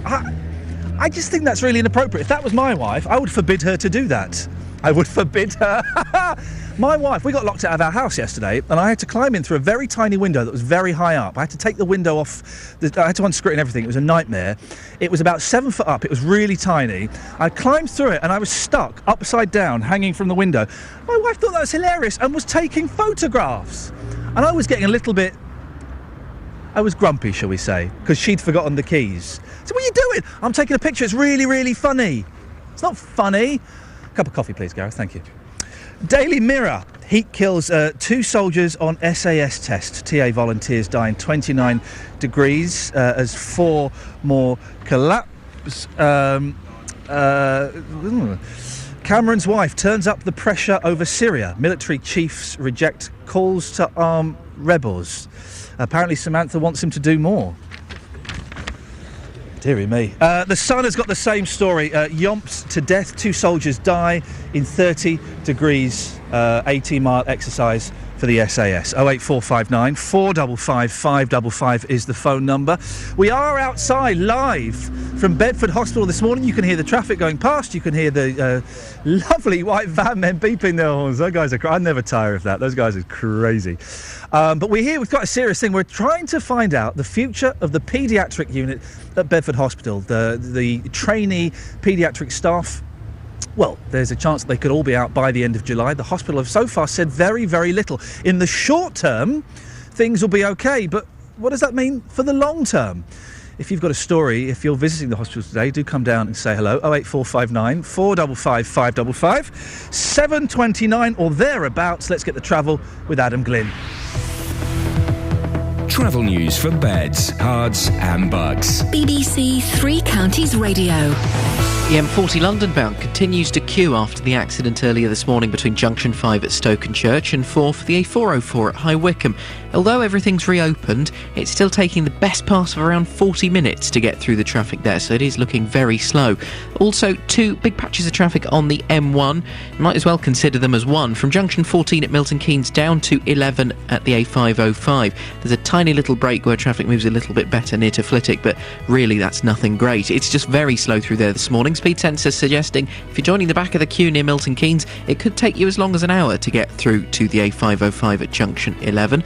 The A1M southbound, slow moving at Junction 7 for Stevenage. It's starting to look slow further back up the A1 as well, from St Neots down toward the Black Cat roundabout. And then as you come into London on the A1 through Boreham Wood from Stirling Corner to Apex Corner, there's a queue. M25 anti-clockwise, stop-start from Essex through toward the roadworks. In the roadworks is slow. Then you've got delays from the M1 to Kings Langley and from Watford to the M40. The clockwise side not looking too bad at all. As for the trains, no reported problems. Adam Glynn, BBC Three Counties Radio. Across beds, hearts and bugs. This is BBC Three Counties Radio.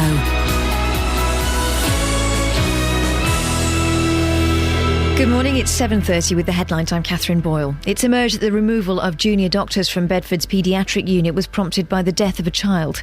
Hertfordshire Police have launched a murder inquiry after one man died and another was injured in Little Gadsden near Berkhamsted on Saturday. And Bedfordshire's Meppershall Care Home will close by Friday in the wake of a damning report by the Care Quality Commission. Three Counties Sports. BBC Three Counties Radio. Two of the fastest sprinters of all time have tested positive for the use of a banned substance. The 2007 world champion Tyson Gay and former world record holder Asafa Powell will both miss next month's World Championships while investigations continue. Gay says he's not responsible and has suffered as a result of putting his trust in someone else, while Powell denies knowingly taking drugs. Meanwhile, Jamaican Olympic women's 4x100 metres relay silver medalist Sharon Simpson has tested positive for the same stimulant as Powell, oxylafrene. England have a 1-0 lead in the Ashes series after claiming victory over Australia by 14 runs at Trent Bridge. Jimmy Anderson took the final wicket of Brad Haddin, his 10th of the match, and not for the first time in the test. Technology was needed to clarify the decision. The BBC's Jonathan Agnew called the action. You are going to signal this out. Wait for the roar. He's given it! England win the match by 14 runs on the thinnest, faintest hotspot. Australia's batsmen stand there. Absolutely devastated. And look at Alistair Cook, he's punching the air. They're all round each other. Anderson takes his 5th wicket, his 10th of the match. Can there ever have been a more dramatic finish? Great Britain's Chris Froome has won stage 15 of cycling's Tour de France and has extended his overall lead in the race to over 4 minutes. The team's Sky Rider leads Bauke Mollema with former champion Alberto Contador third. In football, Milton Keynes Dong winger Adam Chickson has joined Brighton and Hove Albion for an undisclosed compensation fee. And England's women play their second match at the European Championships tonight in Sweden. They'll take on Russia, and Aylesbury's Ellen White and Watford's Kelly Smith could well be involved. That's the latest news and sport. I'll be back with more at 8 o'clock. Right, this is Iain Lee, BBC Three Counties Radio. We're outside Bedford Hospital. We're asking questions about the future of the paediatric unit this morning. We'll be speaking to a senior member of staff from the hospital to try and find out exactly what's going on. You can give us a call on that, 08459 455 555. We're also asking about Zara Phillips, riding a horse, 3 months pregnant. I say that, I'll say it. No, everyone else is thinking it, no one else is saying it. I say that's as bad as smoking when you've got a baby. I would say that. It says, yes, it is. Don't shake your heads like that. Of course it is. If she fell off a horse and was trampled by it, could happen. Of course it could happen. Lester Piggott, anybody? 08459 455 555 is the telephone number if you want to give me a call on that. Now, here's a story that's developing this morning as we speak. At the end of last week, a dementia ward at a Bedfordshire care centre was forced to shut down because it was deemed not fit for purpose. Well, we've learnt this morning that all of the Meppershall care home is going to be closed and the residents will be moved out by Friday of this week. That was announced exclusively on this show just a short time ago. Well, we spoke to Beryl last week, whose husband has Alzheimer's. He's been at the Meppershall care home for a number of years. She joins us now. Good morning, Beryl. Good morning, Iain. Well, we just found out this morning the care home's closing. When did you find out? There was a suggestion on Friday whilst I was there. Then they said they would hold fire. Obviously, over the weekend, they changed their mind. And when did they tell you? When did they tell you, Beryl? I haven't actually been told. I just heard it from Julie Oakley. But so you just heard it. You heard it for the first time on this radio show. I heard it confirmed on the radio. It was mentioned on Friday that there was a possibility that the whole of the home would be closed. But apparently the CQC had made that decision on Friday to close the whole of the home. They then, on Saturday, did like a U-turn and said, no, we'll hold fire pending further inspections. Obviously, over the weekend, they have decided that now it will be closed. So, Beryl, let me just clarify. Was your husband due to move anyways? 12 of the patients were going to be moved. Was he one of those that was due to move? No, he's on the ground floor. And on Thursday, they only closed the upper floor. But whilst I was there on Friday, I was called to a meeting with a social worker who said, I'm afraid we've got bad news. We now have to shut the ground floor and your husband will have to be found further accommodation. I wasn't totally surprised, Iain. I really wasn't. The number of people that were there from the CQC, central beds, it was absolutely swarming. It was awful. It's been horrible, Ian. The weekend has been so stressful. The sadness, people crying, even social workers were crying, the staff were crying. Absolutely dreadful situation. Very, very, very sad. And of course, that sadness is tinged somewhat with frustration and a deal of anger that the owner failed to address the failings that the CQC and Central Beds had identified within the home for quite a long time, actually. I have to say I have spoken to Julie Ogley, and during that conversation, I have met her now personally. They are apparently under a lot of constraints from the CQC. She did apologise to me for not having the reports at the first meeting, and on the second meeting that was held last Thursday, they did bring copies of the report, and she actually thanked me for bringing that to their attention. So they are under tremendous pressure from the CQC. I just couldn't tell you the number of staff that Central Beds had in that home over the weekend. I lost count in. It was, teeming with people. Beryl, I can hear. Listen, I can hear the emotion in your voice. Try and explain to me, if you can, why you're so emotional. Why this is such a big deal for you. Because those people in that home, Ian, they don't know what's going on. You know, two of the social workers asked me to introduce them to my husband, and I said, he won't know I'm introducing you to him. He won't understand. But I had to go and introduce them, and he doesn't know what's going on. Other people around him, he's bad enough, but there are people worse than he is. And I'm dreading today. I've got to go this morning and pack all his things and wait for the ambulance to take him to another care home. Apparently Friday, when they moved the upper floor, it was so distressing.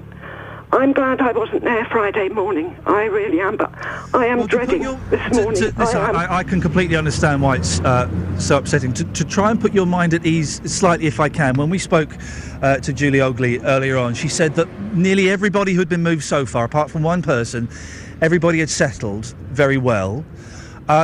Do you know where your husband's going to be going? Yes, I do, but sadly, when I got home yesterday, after they had sort of discussed where he would go, I did my usual thing, looked at the CQC report for this home that he's now going to, and I couldn't believe it, because the CQC have taken action on standards of care at the home that he is now going to. Well, Beryl, don't mention any names or anything like that, of course, but that must be deeply concerning. Well, for you. I've now got to make a few phone calls to find out what's happening, because am I going to put him from one home with problems into another home that has problems? You would assume, although obviously recent events doesn't necessarily guarantee this, that if those issues have been raised by the CQC, then hopefully they've been or are being addressed? That is what I need to find out, Ian. Yeah. That will be my question. That will definitely be my question. But it's just a horrendous situation. Do you think... frankly, Ian... Yeah. It's too late now, but we need to hear more from the owner. The owner needs to stand up and be counted for this. He was at the meeting on Thursday, because since I've spoken to you, there was a further meeting at the home, and he had very little to say. Very, very little.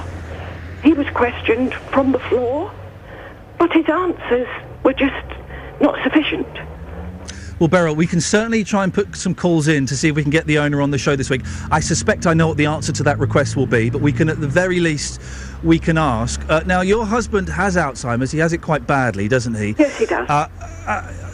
So I suppose one tiny blessing in all this is he will be slightly unaware of what's happening. But how do you think he'll settle in a new home? Will he be able to settle? Will it be a shock to him?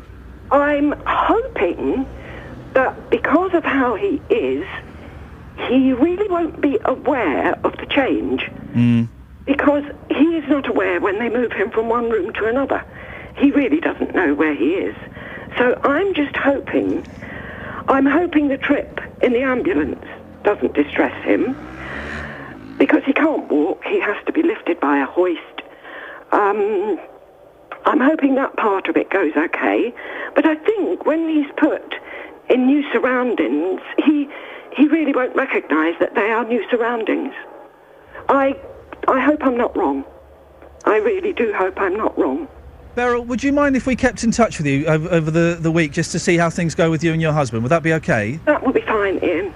We'll try and we will put a call in and request an interview with the owner of the home, although I suspect they'll say no, but we can do our best. It would certainly be good to get some kind of justification from them. And yeah, maybe we'll check in. What day is your husband moving, Beryl? He's moving this morning. I have to go to the home this morning and see to his move, packing all his stuff up. If it's okay, maybe we could have a little chat tomorrow or Wednesday, if that's all right. Ian, may I suggest that if you can't get hold of the owner, if the owner isn't willing to speak, it is quite a big company, and there may be somebody from the actual company that will speak, Beryl, even if the owner won't. We will do and what we can. if anyone wants that information, I can give it to them. Beryl, listen, best luck with the move today. Lots of love to you and your husband, and we'll speak soon. Good luck. Bless you, Ian. Thank you very much. Thank you very much, Beryl. Well, there you go. What an emotional story. They're going to have a tough day. The only blessing is that his condition is so poor that he may not notice what's going on, and when that's the best thing going on in a situation, you know you're having a bit of a bad time. Beryl, thank you very much indeed. Moving on slightly, we've been talking about Zara Phillips on the front page of the Mail, 3 months pregnant, riding a horse. I think it's shocking behaviour. Incredibly, it's outrageous. Jackie's in Hemel. Jackie, you must agree with me. This is very selfish, isn't it? No, I think you're shocking. How can you possibly dictate what women should do with their bodies? Because when you're pregnant, the baby is hanging on in there. It's not going to just fall out. The women's body needs to be full of oxygen, lots of exercise, should be kept healthy. Zara Phillips is a very competent horse rider. She knows what she's doing, and there's absolutely no harm in riding. Accidents can always happen on a horse. You never know what's going to happen. So can they if you're driving a car, if you cross the road. You shouldn't be allowed to drive either. Anything could happen to cause an accident. So I'm sorry, I disagree with you. I'm over 60 now, and I've been riding since I was in my 20s. And when I was 6 months pregnant, I looked down at this bump in front of me. I was cantering along a grass verge at the time, and I thought, I really don't think I ought to be doing this anymore. And I rode horses until I was 6 months pregnant. But were you doing show jumping? No, I was. You see, there's a difference. There's not. No, there's a difference with show jumping. They're jumping over really high fences and rivers I'm jumping and over logs and things in the woods, and I'm cantering along grass verges and through woods and fields and things. I go out hacking for 2 hours, about 3 times a week. I do about 10 to 12 miles every time I go out. It's brilliant fun. It's brilliant exercise. And if people like Zara Phillips and other horse riding women want to ride while they're pregnant, why shouldn't they? People go to the gym, they ride bikes. They could have an accident. Riding a bike isn't bumpy, and you're not going to fall off and get kicked by a bike. Bump has nothing to do with it. The baby's got the Klingon factor. It's not going to sort of fall out. The Klingon factor? Well, it has. They're like little parasites, aren't they? You know, they sort of hang on in there, sweet. Regardless of whatever. And Jackie, final question. Does your baby look like a horse at all? My baby is a fantastic-looking girl. She really is lovely. She's got long blonde hair. My baby... Nice mane. She's 30 this year, Caroline. She's 30? Yeah, well, I'm over 60 now. I'm going back to when a young I had my voice. kid. Yes, I know. I look young too. Jackie and Hemel, lovely to talk to you. Thank you very much for... Keeps you young and fit. Keeps you young and fit, bouncing up and down on a horse. Ta-ta. Well, there you go. I suggest Jackie got off lightly And yes, her daughter's got a lovely mane, well done, but it's not particularly, it can't be good for you, can it? 08459 455 555 745. Let's get the travel now. Travel news for beds, cards and bugs. BBC Three Counties Radio. So far this morning, there have been problems on the M40, London bound. It's queuing after an accident earlier between Junction 5, Stokenchurch, and 4 at High Wycombe. Everything's open through there, but it could still take you 40 minutes to get through the queue. Southbound M1 looking incredibly busy, with long delays from the Newport Bagnall services through to Junction 11 at the A505, taking the best part of an hour to get through. On the A1, you have a queue at the Black Cat roundabout. It's slow coming toward the Barford bypass, though as you go onto the A421, traffic isn't looking too bad off toward Bedford. The A1M southbound is looking slow from Junction 9 at Letchworth towards 7 at Stevenage, and then into London the A1 is queuing in Boreham Wood between Stirling Corner and Mill Hill Circus. Heavy on the A10 through Cheshunt as you come from College Road toward Winston Churchill Way, then joining the M25 clockwise it's very busy past Junction 25 round by the A10 and then through the roadworks slow as well. You've got stop-start traffic around there. Clockwise side is slow into the roadworks too, but if you're continuing further around anti-clockwise you've got delays from the M1 to Kings Langley and from Watford through to the M40. Trains and tubes, though, are running without problems. Adam Glynn, BBC Three Counties Radio. Good morning, this is Iain Lee. It's 7:47. It's Monday the 15th of July. The iPad that I would be reading the headlines from, can get this, I've never heard this before, it's overheated. So, if you want to see the headlines, this is how we do things here at the BBC, go to the Facebook page and have a look, and you can read them along with me. So, here we go. It's emerged that the removal of junior doctors from Bedford's paediatric unit was prompted by the death of a child. Bedfordshire's Meppershall Care Home will close by Friday in the wake of a damning report by the Care Quality Commission. In sport, England have a 1-0 lead in the Ashes series after claiming victory over Australia by 14 runs at Trent Bridge. Coming up, we'll be talking more about the future of Bedford Hospital, but before that, let's get the weather with Elizabeth. Beds, Herts and Bucks weather. BBC Three Counties Radio. Hello, a very good morning to you. There'll be lots of sunshine around for the rest of the morning, into the afternoon and the evening too. Now we're looking at temperatures quite widely across the three counties, getting up to the mid to the high 20s. We're forecasting 28 degrees Celsius in Bedford, in Luton and in Aylesbury too. It's going to be another gorgeous day with just light winds, high UV and high pollen levels too. Into this evening and overnight, a slightly warmer night than the one we've just seen, making for quite an uncomfortable night's sleep. Temperatures in many of the towns not dropping below 15 or 16 degrees Celsius. And then tomorrow and Wednesday are also going to be very hot. We could see some of the highest temperatures so far this year across the three counties, possibly squeaking up to 30, even 31 degrees Celsius on these days. The warm, the dry, the sunny weather is going to last for the rest of the week and into much of next week too. That's the forecast. If you've missed any of the programmes from the last week, you've missed things like this. As far as that woman's concerned, I agree with the previous caller. She's the biggest racist I've ever met in my whole darn life. But there is a way you can hear it all again. You speak like a pig. Oh, grunt. I mean grunt to you too. You speak like a silly old cow. Go to bbc.co.uk/three counties and click on Listen Again. All of our programmes are available for 7 days, allowing you to listen to what you missed. bbc.co.uk/three counties. So this morning we're broadcasting live from outside Bedford Hospital. This is Iain Lee, BBC Three Counties Radio. I can think of worse days to spend stood in the car park. We have been blessed to if anything, a little bit too hot. I was very tempted to wear shorts this morning. I know it's a real last-ditch thing if I wear the shorts, but very tempted. The reason we're here, we've been talking about this a lot the last week, about the future of the paediatric unit at Bedford Hospital. Lots of developments, lots of kind of vague press statements saying, well, it's fine in the short term, but we don't know what's going to happen in the long term. Well, joined by Justin Dealey. Justin, you've been out and about talking to people at this, haven't you? Yes, I have. I've been outside the paediatric unit. None of the staff are talking to us today. They're all saying no comment. In saying that, though, I have been talking to somebody called Mark Colborough a moment ago. His wife is giving birth in 2 days' time. He's been using the unit here, and this is what happened when we spoke a moment ago.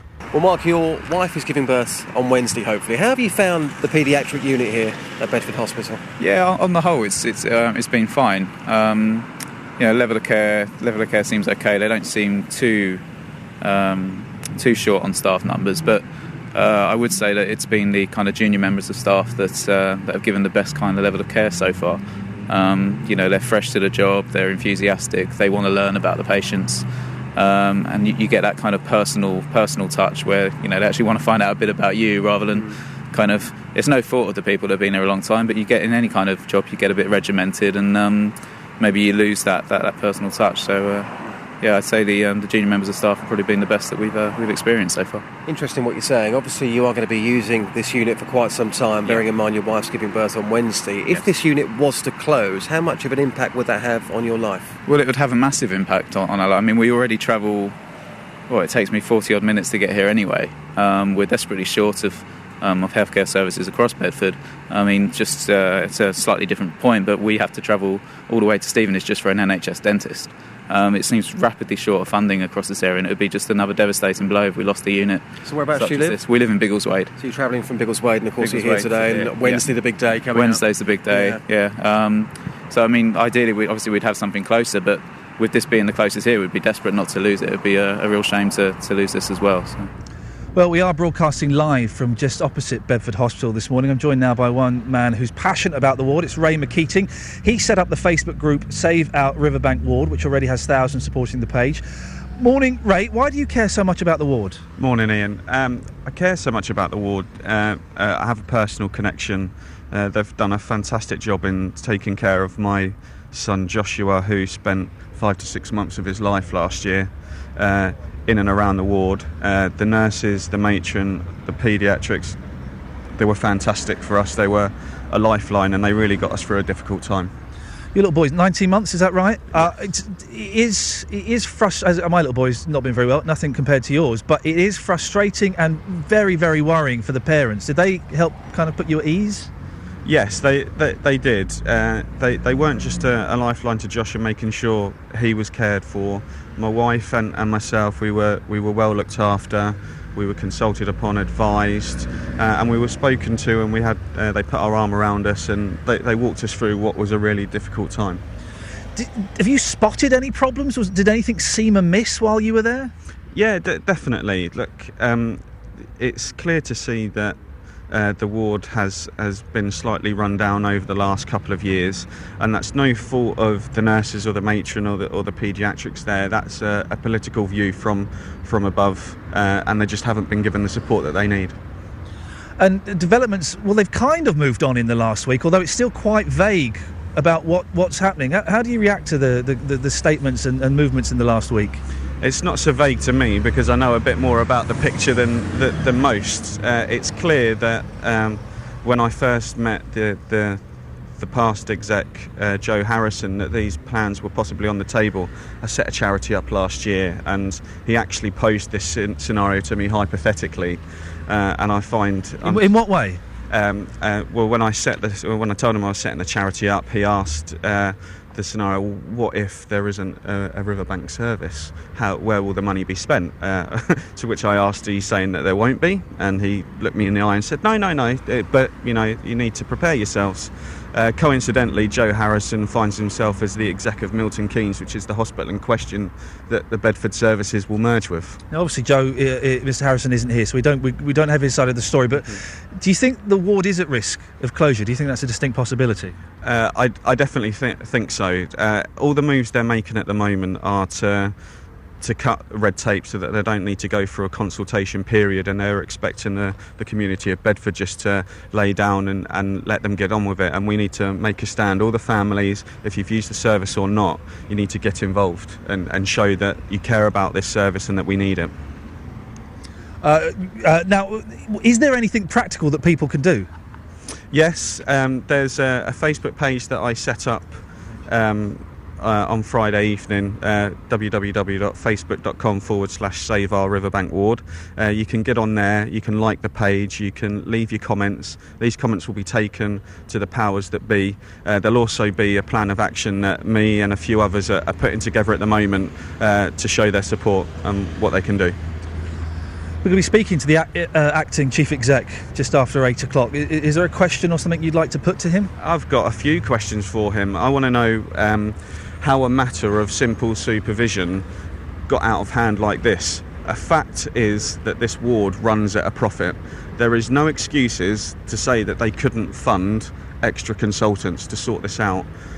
The concerns of the junior doctors have been blown out of proportion, and actually they're petitioning internally to stay in the role. They see and feel the need for this service to stay. So I really want to know how he's let it get out of hand so quickly, and out of his hands as well, because it's gone up to the East of England Deanery now, which just spells trouble. How's your little boy doing now? Is he doing okay? He's doing fantastically well, and a lot of that is down to the staff here at the Riverbank ward. He's developing well, he's at nursery, and me and my wife are enjoying parenthood for the first time. It's wicked, isn't it? It is brilliant. It is really It's the good. best. Listen, it's hard work, man, and but it's the best job you can have, isn't it? It is. He's the reason I set the charity up for the Riverbank ward. So it's down to him that I'm out there fundraising to try and bring more money into the ward to help support the staff, the parents and the patients. Listen, this afternoon, me, my 3.5-year-old, my 19-month-old in the paddling pool all afternoon. Get in there, bring your boy down, we'll have some fun. I was going to say, is there room for one more? I'm a bit tubby, but... Well, we can squeeze you in, Ray. Listen, it's very nice to meet you. Thank you very much for joining us this morning. 08459 455 555 is the telephone number if you want to give us a call after 8 o'clock. We will be speaking to the acting chief executive of the hospital. That's Stephen Conroy, who'll be joining us live. You can have your say as well, 08459 455 555. You can go to the Facebook group as well if you want, facebook.com/BBC3CR. Lots of you... this is... we're talking about pregnant women riding horses. Pregnant women riding horses. Zara Phillips has been riding a horse at 3 months pregnant. I think very, very naughty, very selfish. Lots of you have been saying on Facebook, why would it be a bad thing? Nothing wrong in horse riding when pregnant. It's very old-fashioned to think it would be, and the reasons behind it are old wives' tales. Hang on, bouncing up and down on a horse, jumping over things, it's not an old wives' tale. Niaka says, that's just stupid. What's next, a skydive? Jack says, not really, but till it's happened, there's not much you can do. Who'd have thought that horse would have bolted then lurched, chucking the rider onto the ground? I mean, would you ever conceive something like that could happen? %0 slack. I've got no idea what that means.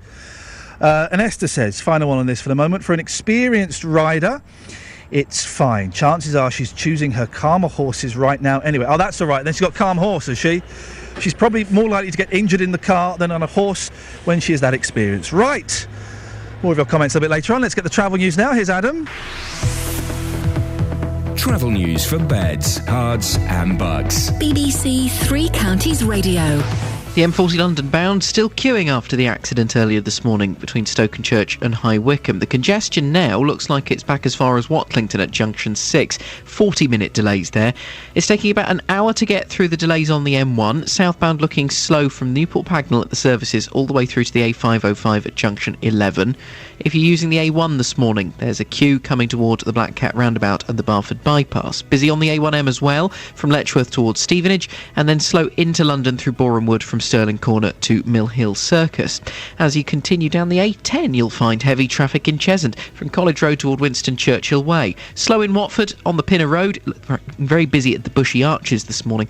The clockwise M25 slow into the roadworks, as is the anti-clockwise side with traffic tailing back into Essex. Continuing on the anti-clockwise side, you'll find a queue from the M1 round to Kings Langley and from Watford through to the M40 junction 19 to 16. Trains and tubes, though, are running without problems. Adam Glynn, BBC Three Counties Radio. Thank you very much, Adam. More from you in the next 15 minutes. We're outside Bedford Hospital live this morning on a fantastic summer's day, trying to find out the future of the paediatric unit. Here's the news. On FM, AM, online and digital radio. This is BBC Three Counties Radio.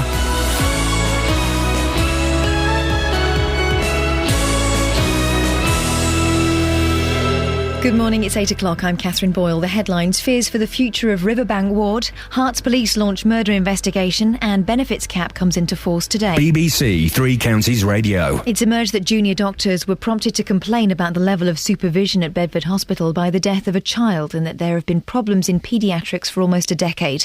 The Hospital Trust have announced plans to temporarily remove medical trainees from the children's unit, saying the lack of supervision reported in May presented a risk to patients. But a leaked letter from the East of England England School of Paediatrics suggests there have been concerns about the Riverbank ward since 2004, and while recommendations have been made, there's been no sustained improvement. Dr Peter Parry-Oakden is a Bedford GP and a member of the Bedfordshire Clinical Commissioning Group. I see patients on a daily basis, and we certainly hadn't picked up from our patients any concerns about the quality or safety at Bedford Hospital Paediatric Department. And in fact, I think the care that has been given has been very good generally. But clearly something has gone badly wrong. And, I think that is of great concern to GPs in Bedford and surrounding areas, and as it is, of course, to the public and parents of patients at Bedford Hospital. Hertfordshire Police have launched a murder inquiry after one man died and another was injured at Little Gadsden near Berkhamsted on Saturday. 55-year-old Iain John McLaughlin is also known as Iain John Baker. He's around 6 feet tall, of medium build with straight greying collar-length hair. Police describe him as an extremely dangerous man who should not be approached. Bedfordshire's Meppershall Care Home has been ordered to close by Friday. The Care Quality Commission has removed its registration following a damning report into standards of care. Work to rehome all 70 elderly residents, many of whom have dementia, is now underway. Julie Ogley is Director of Adult Social Care at Central Bedfordshire Council. It deteriorated from the 1st of July. The improvements that were asked to be made to standards of care were just not made. And then over the weekend, the situation deteriorated in that the manager of the home left, the other management put in didn't transpire. The standard of care being delivered was poor, especially in the very hot conditions. A welfare cap limiting households to £26,000 a year in benefit payments is being introduced across Britain from today. The government says the measure will encourage people back to work, but campaigners fear it doesn't take into account the high cost of housing in some areas and will hit large families particularly hard. 40 Conservative MPs from the party's most marginal seats have said that housing benefit for teenage mothers should be conditional on them living with their parents or in supervised hostels.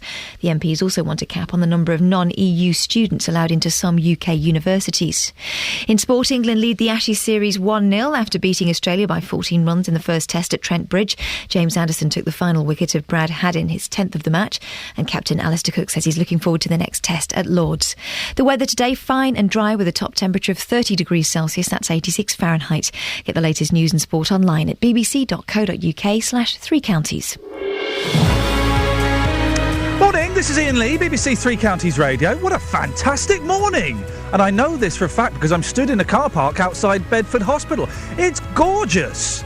I would suggest maybe a little bit too hot. Is there no way we can turn it down to 2 degrees on the central heating? Is that possible? Coming up in the last hour of the show before JVS at 9. Well, we'll be continuing this story. Have you seen the front page of the Mail? Page 7. Zara rides on. Zara Phillips, 3 months pregnant, riding a horse. That can't be good. I can't believe for a second that that's good. 08459 455 555. We'll be talking about the Meppershall Care Home, which we exclusively revealed this morning is going to be closing down. The entire thing will be closing down on Friday. We'll get your say on that. But the reason we're outside Bedford Hospital this morning is to try and find out exactly what is happening with the paediatric unit. Is it going to be closing down? Across beds, hearts and bucks. This is BBC Three Counties Radio. So what is the future for children's services at Bedford Hospital? Well, last week we told you that junior medical trainees are being withdrawn from the paediatric department after raising concerns following the death of a child. Fears have been raised the unit may now have to close. And it's emerged that recommendations to improve the unit have been made all the way as far back as 2004, but nothing has happened. Paul Scoynes, concerns for years. Yeah, that's right. We've seen a leaked letter from the body responsible for training junior doctors, and in that it says that recommendations were made since 2004, but no sustained improvement occurred, and there are recurring problems. They say that they fiercely defend themselves from any response to the suggestion that they let it down, this school of paediatrics, if you like. It also says that it has supported Bedford Hospital in many ways over many years, and that no other area in the east of England has received so much input as well. And they also say that where they've made recommendations to other places, they've been acted upon, but in Bedford that didn't happen. Trainees, when they raised concerns, they were told they were being, quote, emotional. Yeah, this letter goes on to say that trainees found it difficult to write reports up. They also said that they were made to feel that they were at fault and to blame for some of the difficulties that the unit now faces. They said that's not acceptable. The hospital has said, though, that it's absolutely committed to having a culture of openness and transparency, and that whistleblowers will be, encouraged in some way. We received received a leaked letter, haven't we, from Dr. Paul Hassan from the Bedfordshire Clinical Commissioning Group. What does that say? Yeah, that's right. I mean, they say that much of what we've spoken about, is valid, and also that even, they say, maintaining the neonatal unit relies on the use of many locum workforces, which is what the hospital's done to sort of stave the gap created by some of the, loss in consultants.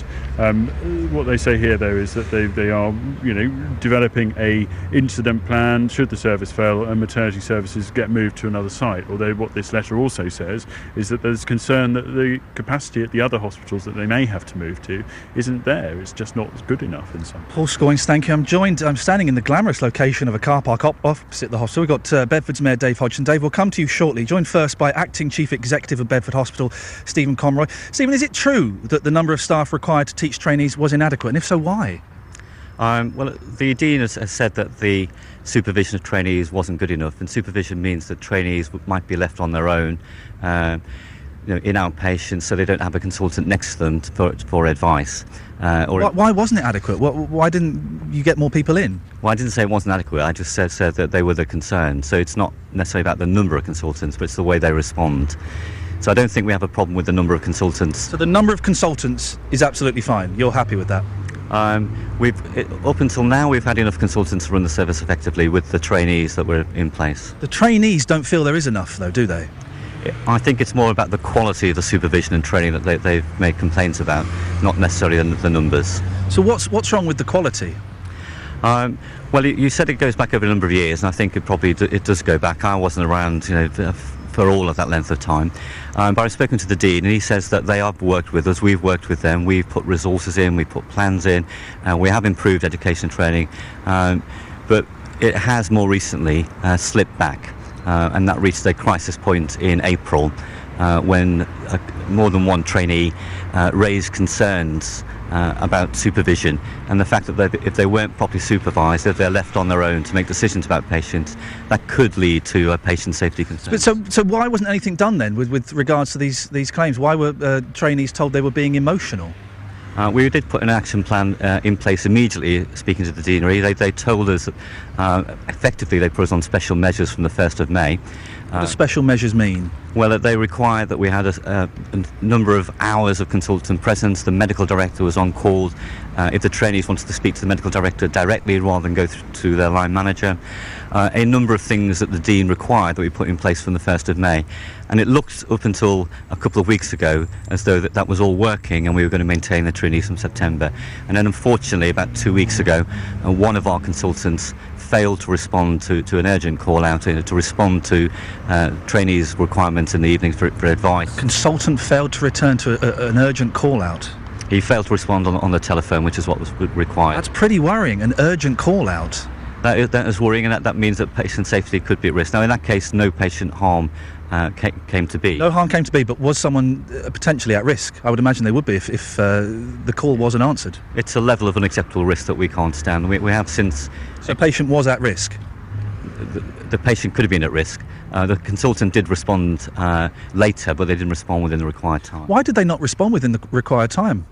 That's something we're going to investigate. We've had to take immediate action with that consultant. I can't say more than that because it's now HR investigation. Will they be suspended? They have been excluded. So a senior consultant has been suspended because they failed to answer a call? That's right. But obviously we have to go through a process. Suspension's a neutral act. The East of England School of Paediatrics says trainees found it difficult and threatening to write reports, and they were told they were being emotional. Well, I think it's obviously an environment where people feel stressed. There are events in the children's unit where there are sick children. People shouldn't find it threatening to write reports and being told they're being emotional. Who would have said that? I've no idea. I guess it would have been one of the clinical supervisors. They'll all be consultants who take care of the trainees. Why would they make it difficult for a trainee to express concern? We've seen so many horrible things happening in hospitals recently. Surely we want our medical teams to flag up potential problems, don't we? They were told they were being difficult. It was difficult and threatening to write reports, and they were being emotional. So absolutely, it should never happen. And what I want to do is make sure we have a full external inquiry about this. I mean, it's very hard for me to know what went on with one or two individuals. But do you know who it was who said they were being emotional? Which of the trainees? I have no idea. You don't know who it was who told the trainees they were being emotional? I would need to go and investigate that further. So you don't know the person who told them they were being emotional? I don't know the person who said that. I don't know if they used those words. But we are going to make an inquiry. I mean, the question the board have asked is this about one individual whose now action has been taken? Is it a culture? Is it the same individual that's been suspended, do you think? Well, that's what I've just said. Yeah. So it's about. It is the same individual that's been suspended. Oh no, sorry. In terms of the incident 2 weeks ago, that led to suspension. Whether that or not is the same individual who made comments about trainees being emotional, no idea. It sounds like bullying, doesn't it? It would be bullying, and it would be unacceptable. So, say the board want me to find out: is this one individual? Is there a culture in the department? Is this something that happens with trainees across the hospital? Because we have over 100 trainees in our hospital in 16 different departments. So far we've heard that one senior consultant failed to answer an urgent response, has been suspended. There is possibly a culture of bullying at the hospital. It's not brilliant, is it, for Bedford Hospital? How are you going to turn things around? Can you turn things around? Yes, I can turn things around. I mean, I've spoken to the Dean. He's agreed the terms of reference for an external review. We will look at this. I've spoken to about half the consultants last week. We don't believe there's a culture of bullying, but you have to have... Trainees don't want to come here, do they? It's been regarded as a good hospital, but not the best place to work, is something we heard earlier on. Why don't trainees want to come here? Well, we have had trainees come here in the past. We haven't had any problems in the past. If there's Not recently? Yes, no, recently. Well, we have a full complement of trainees at the moment, but that will be different from the end of the month. So I don't think there's a particular problem, but we know that the department is relatively small. It's the smallest paediatric department in the area, so it may well be that paediatricians, consultants, junior doctors find it more appealing to work in larger units. And we know that's a problem. We know the hospital is, it's not fully 21st century. We've got to find a way of making that department bigger and more attractive to doctors. Why have the statements been so vague recently? The statements we've had said we're going to be making a statement soon. We'll be making a statement soon. Why don't you come out and say what's going to be happening to the paediatric unit? Okay, so 2 weeks ago, you quoted a leaked letter. I received a letter from the Dean saying they're going to remove trainees immediately. We then set up a process with surrounding hospitals and commissioners and health partners to look at all the options, what we could do. What could we do with the doctors we had left in the department for the end of the month, and how could we work with a number of other hospitals to re-provide services. So any plans that we put in place have to be signed off with all those health agencies, and that's taken much longer than if we were just doing it on our own. Is the paediatric unit going to close? In the short term, the paediatric unit will need to change. We don't have enough doctors to provide What does that mean, change? There will be changes to some of the planned elective work. There will be changes to some of the emergency work. What do you mean? What changes? Be more specific. So I can't be more specific right now. Well, what do changes to the emergency work mean? What, you're not going to have an emergency department on the paediatric unit? Okay, so people have been working over the weekend on finalising the plans, and we want to have good communication starting later today. By the end Why don't you have good communication starting now? Now is the perfect opportunity to tell people what's happening. Is the emergency unit for the paediatrics going to close? No. Is the paediatric unit going to close? So, sorry, say it's going to change. So nothing's going to close. But what does that mean, change? How is it going to change? Well, I'm going to be issuing a statement later today, probably the end of the day, to everybody. I need to finally sign things off with partners. I need to talk to our own staff, and we'll be issuing very clear... There are parents out there. I'm a parent. My little boy's been in hospital recently. There are parents out there who'll be coming to this hospital who'll be booked in for operations and appointments in July, in August, September. That's not good enough to say you're going to be issuing a statement. Why don't you tell them what you're going to do? Okay, so I'd like to apologise to parents. I mean, I deeply regret having to take this action. But if we don't know what action you're taking. That's the thing. Just tell us what you're going to be doing. I'll be telling people later. I'm happy to come back on your programme tomorrow or later in the week and talk more fully about it. But we need to make sure that the communications are ready to go, and that if people phone up and want answers, that we've got phone lines that are open. So I will be doing this later today. Do you really think that's good enough? You're sitting on the future of potentially hundreds or thousands of children and their healthcare, and you're going to talk to people a bit later on. Why don't you just say now what you're going to do? Our prime objective is to make sure we provide safe services for children. Will you be closing the paediatric unit? We're not closing anything at the moment. It's open. Will you be closing it in the long term? We're going to change things from the end of the month, and then we need to take a review with the GP. So from the end of July, the paediatric unit is going to change significantly. Does that mean closing the unit?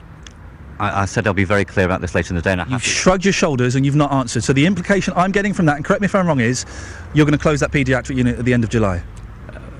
That's not what I said at all. We're going to change things. But what does that mean? That's really unfair and really frustrating and not fair for the parents and the kids involved. What does that mean? So I apologise if I'm not being very clear at the moment. We have a plan to talk about communications. We'll be coming to people, our own staff and patients first. And the You're going to close it, aren't you?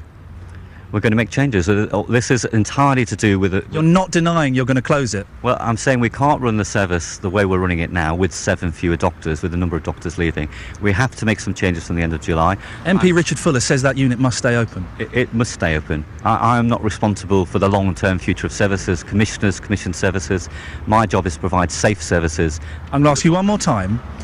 The implication I've picked up from this, and I'm sure that many of the listeners will pick up, you are going to close that paediatric unit at the end of July. Is that correct? We're going to make change. There'll be fewer services on this site from the end of July, and I'll come back and explain those fully tomorrow if you want. We look forward to talking to you tomorrow. Thank you very much indeed. Dave, we're going to come to you after the travel, if that's okay, sir. Thank you. That was the Acting Chief Executive of Bedford Hospital, Stephen Conroy. At the end of the month, they're going to make changes to the paediatric unit. They will not be offering the same services. I know what my interpretation is of that, and I'm sure yours as well. It will be announced later on today. And we'll have Steve on the show tomorrow, hopefully. Right, a little bit later than usual. Let's go and get the travel now with Adam. Travel news for beds, cards and bugs. BBC Three Counties Radio. Thanks, Iain. M40 London bound, still queuing after the accident earlier this morning, Stokenchurch to High Wycombe. It's slow back as far as Watlington at junction 6, taking nearly 40 minutes to get through. Heavy traffic on the A41 in Aylesbury near the Woodlands roundabout. It's slow on the M1 southbound with long delays back from Northampton now at junction 15 all the way through to junction 11 for the A505, taking over an hour to navigate that stretch. The A1 slow as you come to the Black Cat roundabout, busy then along the A1M southbound Letchworth to Stevenage, and the A1 into London from Boreham Wood down toward Mill Hill Circus is looking very busy. Great Cambridge Road, this is the A10 in Cheshunt, and you've got heavy traffic from College Road toward Winston Churchill Way heading down toward the M25, which is slow both clockwise and anti-clockwise through the roadwork section, then stop-start as you continue round from St Albans at junction 21A to the M40 at junction 16. And for traffic driving into or through Watford, it's looking quite busy on Beach and Grove, the A411, just after the A412 at the Town Hall roundabout. Trains and tubes running well. Adam Glynn, BBC Three Counties Radio. Thank you very much, Adam. It's, where are we? 18 minutes past 8. It's Monday the 15th of July. I'm Iain Lee. These are your headlines on BBC Three Counties Radio. It's emerged that junior doctors were prompted to complain about the level of supervision at Bedford Hospital by the death of a child, and that there have been problems in paediatrics for almost a decade. Hertfordshire Police have launched a manhunt after the death of a man in Little Gadsden near Berkhamsted. 55-year-old Iain John McLaughlin is also known as Iain John Baker. Police say he is extremely dangerous. In sport, the 2007 world champion Tyson Gay and former world record holder Asifa Powell will both miss next month's World Championships after testing positive for a banned substance. Coming up, well, I'll be speaking to Dave Hodgson to find out his take on what I was just told by the acting chief exec of Bedford Hospital. BBC Three Counties Radio.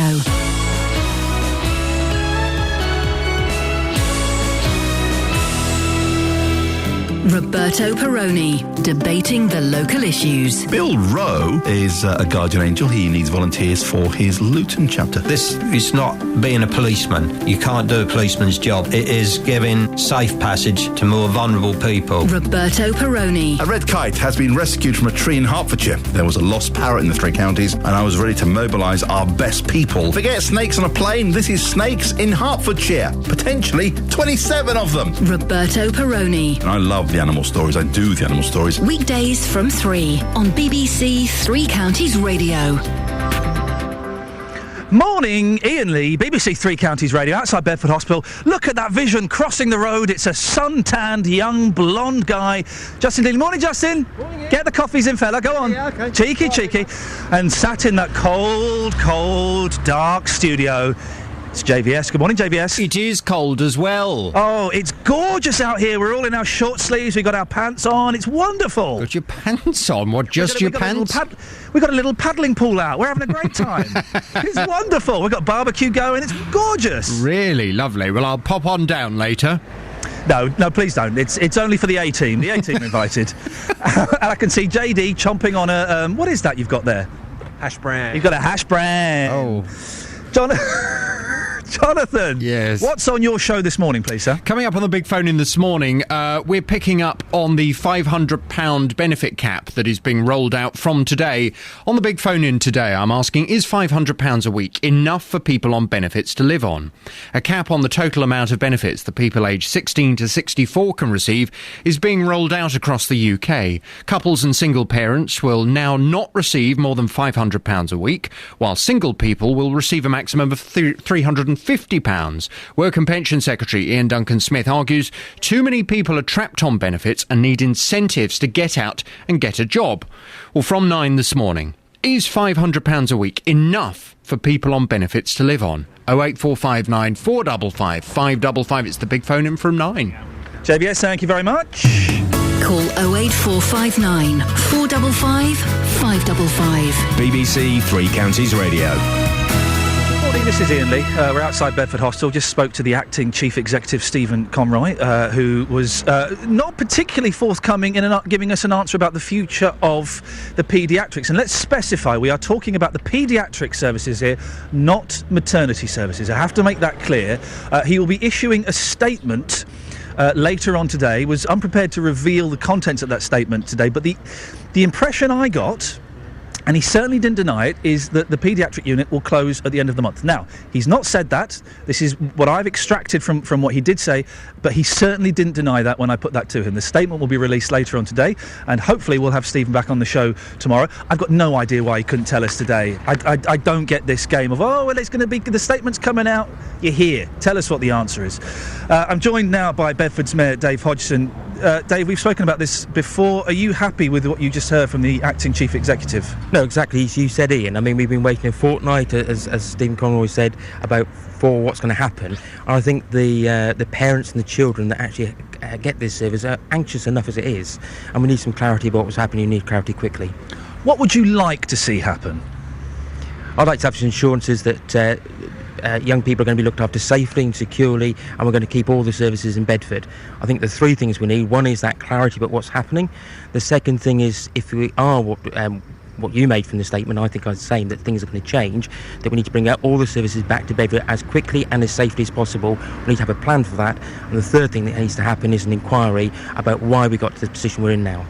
You and I both know if services are removed, it's going to be difficult and expensive to bring them back. They're probably not going to come back, are they? And that's why we've got to work, and that's why I've called an Emergency Health and Wellbeing Board, which overlooks community health within Bedford.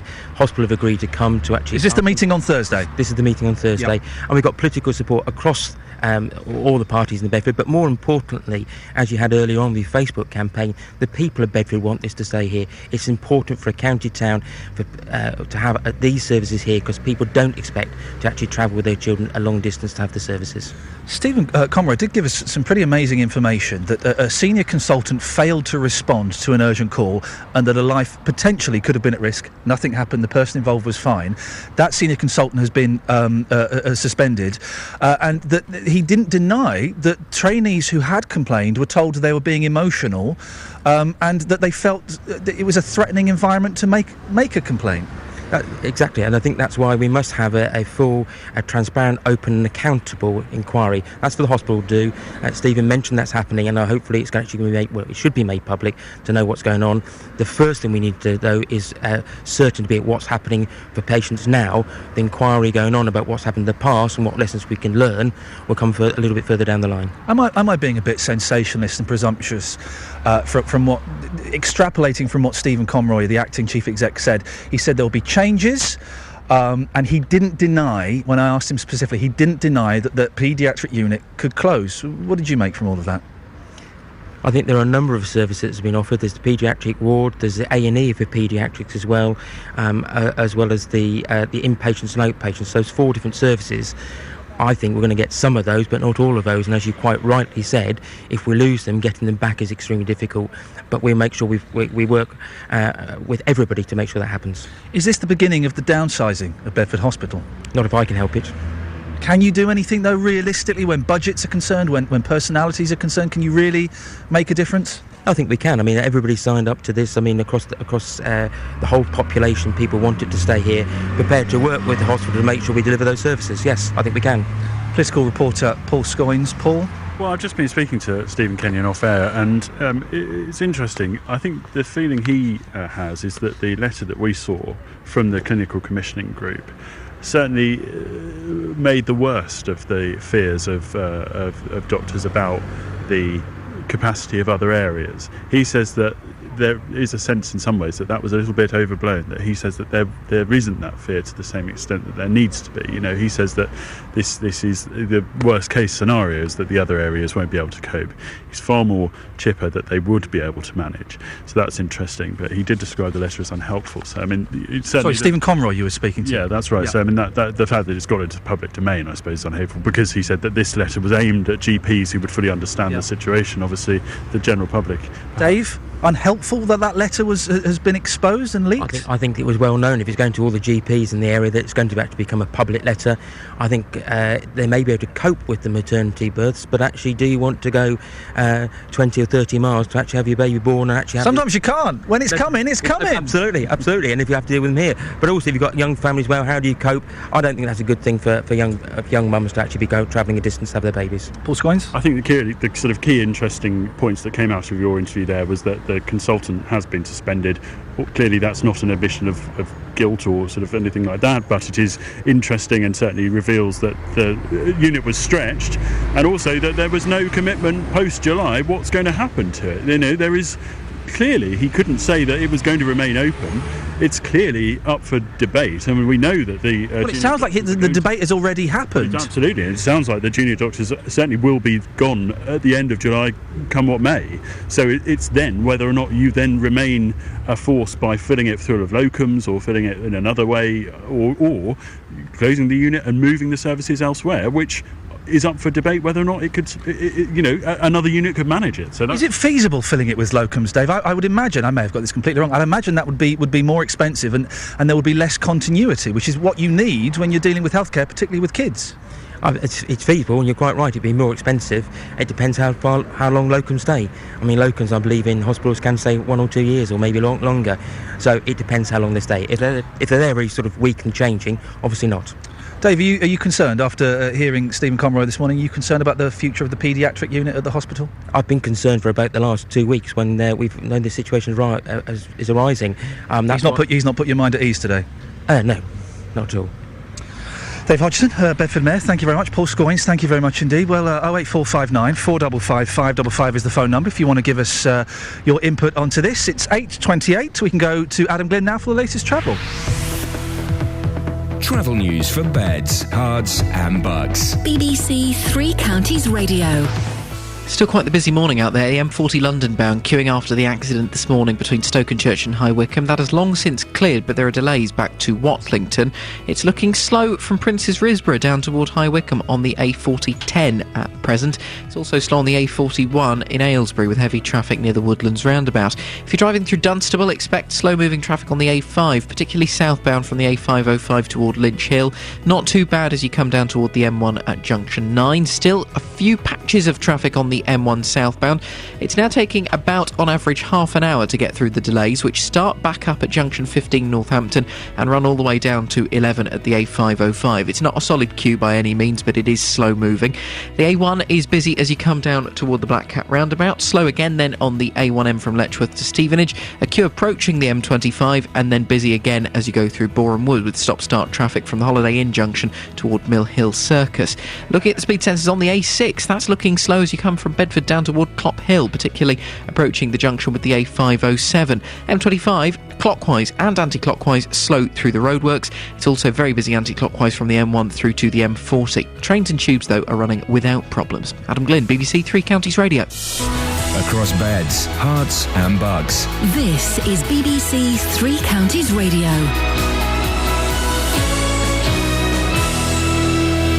Good morning. With the 8:30 headlines, I'm Catherine Boyle. A senior consultant has been suspended after failing to respond to urgent calls from junior doctors on Bedford Hospital's children's unit. The hospital trust says this could have put the patient at risk and prompted their decision to remove medical trainees from the Riverbank ward by the end of the month. Hertfordshire police have launched a manhunt after the death of a man in Little Gadsden near Berkhamsted. 55-year-old Iain John McLaughlin is also known as Iain John Baker. Police say he's extremely dangerous and shouldn't be approached. And Bedfordshire's Meppershall Care Home has been ordered to close by Friday following a damning report from the Care Quality Commission. Three Counties Sports. BBC Three Counties Radio. The 2007 World 100-metre champion Tyson Gay and Jamaica's former world record holder Asafa Powell have both tested positive for the use of a banned substance. Jamaican Olympic women's 4x100 metres relay silver medalist Sharon Simpson has also tested positive. Speaking after it was announced that Gay had tested positive, Great Britain's 2004 Olympic gold medalist Darren Campbell said the sports authorities are to blame. This is somebody who again has turned round and he said, you know, I'm the one to believe in, I don't take drugs, and ultimately, who I blame is the people that run the sport. Until you put a deterrent that lays it all out on the line, that says if you decide to go down that path, you cannot come back to the sport, then people will continue to take the gamble. England lead the Ashes series 1-0 after beating Australia by 14 runs in the first test at Trent Bridge. James Anderson took the final wicket of Brad Haddin, his 10th of the match. Captain Alistair Cook says he's looking forward to the next test at Lord's. I think this test match has been a fantastic advert for test cricket. You know, the crowd, as I said out there, full house every day, and I think that's what Ashes cricket is, isn't it? And it's just, we're very privileged to be playing out there. And in football, the Milton Keynes Dons winger Adam Chickson has joined Brighton and Hove Albion for an undisclosed compensation fee. Meanwhile, England's women play their second match at a European Championship tonight in Sweden when they take on Russia. Aylesbury's Ellen White and Watford's Kelly Smith could be involved. And that's your latest news and sport. I'll be back with more at 9. On FM, AM, online and digital radio. This is Iain Lee. On BBC Three Counties Radio. BBC Three Counties Radio. I'm outside Bedford Hospital. Look, you can hear the traffic. Listen, you see, just listen to this. Yeah, that proves we're out and about. Hello! How are you, my dear? You all right? Yeah, pay attention while you're driving, please. Don't have an accident. What's your name? What? Cookie? Gloria! Hello, Gloria. I don't trust those two people in the back. Keep an eye on them, Gloria. Look very suspicious. There we go. You see, it's live. You just heard Gloria. Very nice. Absolutely bonkers. Now, 08459 455 555. Well, I'll be having a little bit more about Bedford Hospital and the statement that, we had the acting chief exec, Stephen Conroy, on. Didn't really say a lot, but I think what he didn't say perhaps reveals more. We'll have more on that before 9 o'clock. But another big dramatic story. At the end of last week, a dementia ward at a Bedfordshire care centre was forced to shut down because it was deemed not fit for purpose. Well, we heard this morning that the entire care home is being closed down. This was revealed to us by Julie Oakley, who works for Central Beds Council. Some of the residents' families still haven't been told that by Friday those residents will be forced to move on. We're joined now by Delcia, who's a senior carer who worked there for the past 18 years. Delcia, have I got your name right? Delcia? Oh, Delisha. Delisha, are you there? She's not there. OK, well, in that case, we will try and get her back. Liz in Hitchin. Liz, are you there?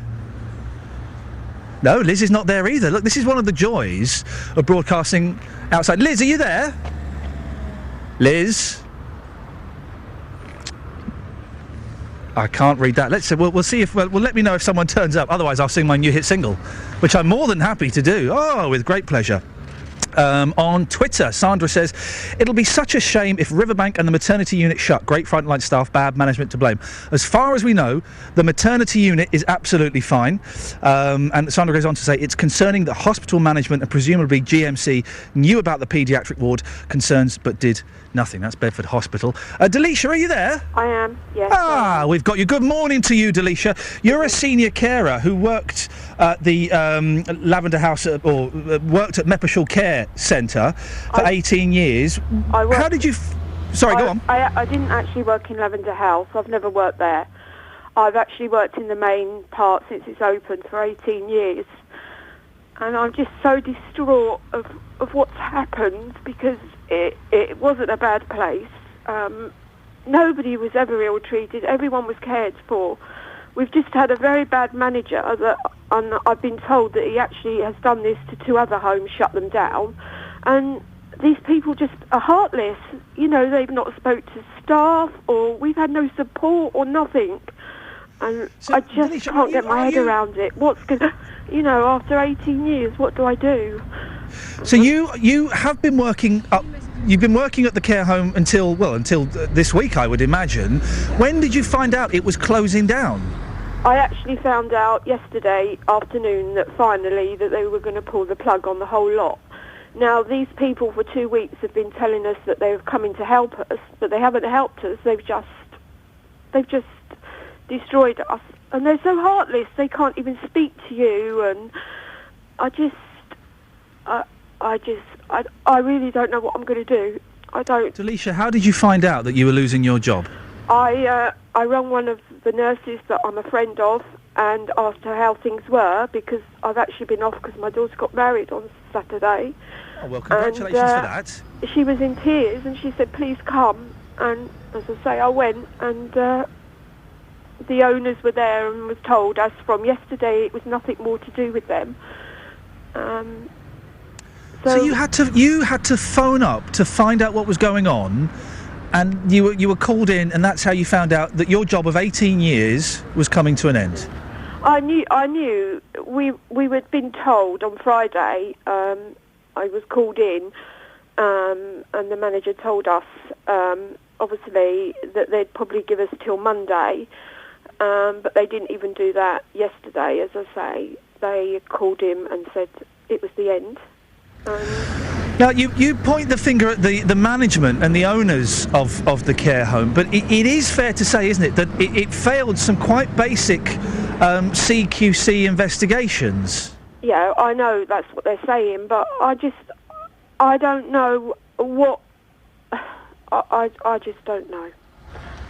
I wouldn't be there for 18 years if it was been a bad home. It was purposely built. It was a fantastic home, and...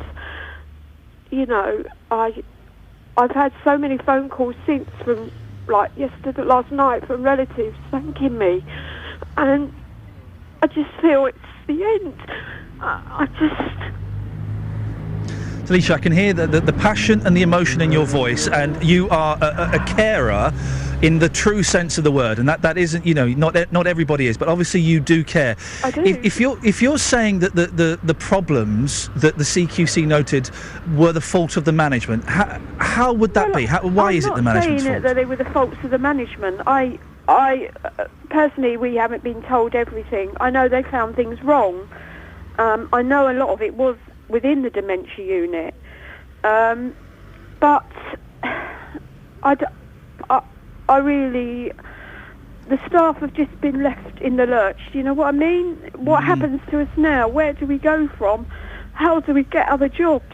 It's just, I'll lose my home if I don't work. Who's going to write references for us? Because it's gone. It'll be finished by Friday. Every resident will be gone. Are you going back into the home this week? Have you got any kind of things you need to do? I'm going to go back in this morning. Yeah. On a Wednesday, I do the residents' hair because I'm a hairdresser. So Wednesdays was my day for going in and doing hairs. Obviously, I will go in on Wednesday. Obviously, to do those that are still there, and I was then rotated back on the staff on the rota for Thursday and Friday back to work. And obviously, I will. You can understand a lot of the staff are saying now they're not going to go in. You can understand how they're feeling. How do you think... I want to be there to the end. Delisha, if you're working closely with the residents, and I would suggest there's little more intimate than cutting their hair and having a chat with them, how do you think the residents will cope with being split up with people they've lived with for years and being moved to different areas? Yeah, some of them are... I think it will kill them. But, it will destroy them. These people, they haven't... one resident told me on Friday, they went in her room very early in the morning, and she said, I swore. She said, I don't swear. She's a lady in her 90s. And she said, I told them to get out of my room. And she said, I won't tell you what I actually swore, what I said, but she said, I swore. And no, I don't know. You know, everybody makes mistakes. Look at the QC. They've been on the news, things they've done. Yep. I don't know. Talisha, what are you going to do next? You're going to go in on Wednesday and cut the hair of the remaining residents if they want it. What happens to you after that? I don't know. I haven't got a clue. I'm not going to have a job, am I? I'm just... And it's not just... People are saying to me, oh, you're good at your job. You'll be able to go out there and get another job. But it's starting all over again, isn't it? You know, I'm 55. I'm not a youngster. But I have to work. And I just hope these people... a social worker did come up to me yesterday and asked she'd get one of the inspectors to come and talk to me, but I was so distressed, I just couldn't. Well, Delisha, listen, you are... My mum's in a care home, and I know how important it is to have carers like you that care. That most of them do. There are some that are a little bit distant. You know, I really hope that you manage to find a way to stay in the profession, because people like you do make a difference. Thank you. Hey, how was your daughter's wedding at the weekend? It was magical. It was... Yeah? It was fantastic. I just felt yesterday that the bubble burst. No. Enjoy that bubble. Enjoy that bubble. You're going to have the photos coming through. Whereabouts was the wedding held? It was in Little Wymley at the Priory. Fantastic location. Yeah. Fantastic weather. I bet she looked great as well. She did. She looked fantastic. It was a magical day. It was really lovely. But Friday, you know, I knew this was all going on, and my family told me to just shut it all out and enjoy the day, but it was there in the back of my mind. Of course it was. Delisha, it's really nice to talk to you. I appreciate the time, and I appreciate you being so open with us. Do try and cling on to the memory of your daughter's wedding on Saturday, because that's the most important thing. And I wish you the best of luck. Maybe we'll try and catch up with you in a few weeks to see how you're doing. Okay, thank you very much. Thank you very much. Well, there you go. That's Delisha, who... well, was a carer at the care home that's now being closed down. She found out she was losing her job by phoning someone up to see what was happening. Classy. She's been there for 18 years. Well, we are going to try and get the owners of Meppershall to come on the show. I believe we've tried to make contact with them before, and they've said they do not wish to speak to us. But we can still put in another call and see if we can get them to say something. I think they owe it to the residents and to the carers at the very, very least to let them know what's going on. We've been talking about Zara Phillips, 3 months pregnant, riding a horse. I think it's outrageous. Outrageous! I think it's really selfish. Am I the only one? No, I can't be the only one that speaks sense. On Facebook.com/BBC3CR, Corrine says, all the pregnant celebs still use their personal trainers to keep trim, and you can bet they are not gentle stretching exercises. Doctors recommend gentle exercise, but to do nothing new. Horse riding is nothing new to Zara. I'm sure she's had medical advice on riding whilst pregnant. Would she have the same opinions for riding a bicycle? Riding a bicycle is completely different to riding a horse. A horse goes clip-clop, clip-clop, hang on, up and down, up and down. She's doing show jumping as well. She's jumping over tiny brooks, little bushes, hedges, fences. Rita says, a bit risky, all that bumping up and down in the saddle. Yep, that's what the horse riding. Still, that's her choice. Here's a question. Do you think she likes being pregnant? I don't know. Some people like being pregnant, don't they? Paul Squines is saying no, he didn't. He didn't.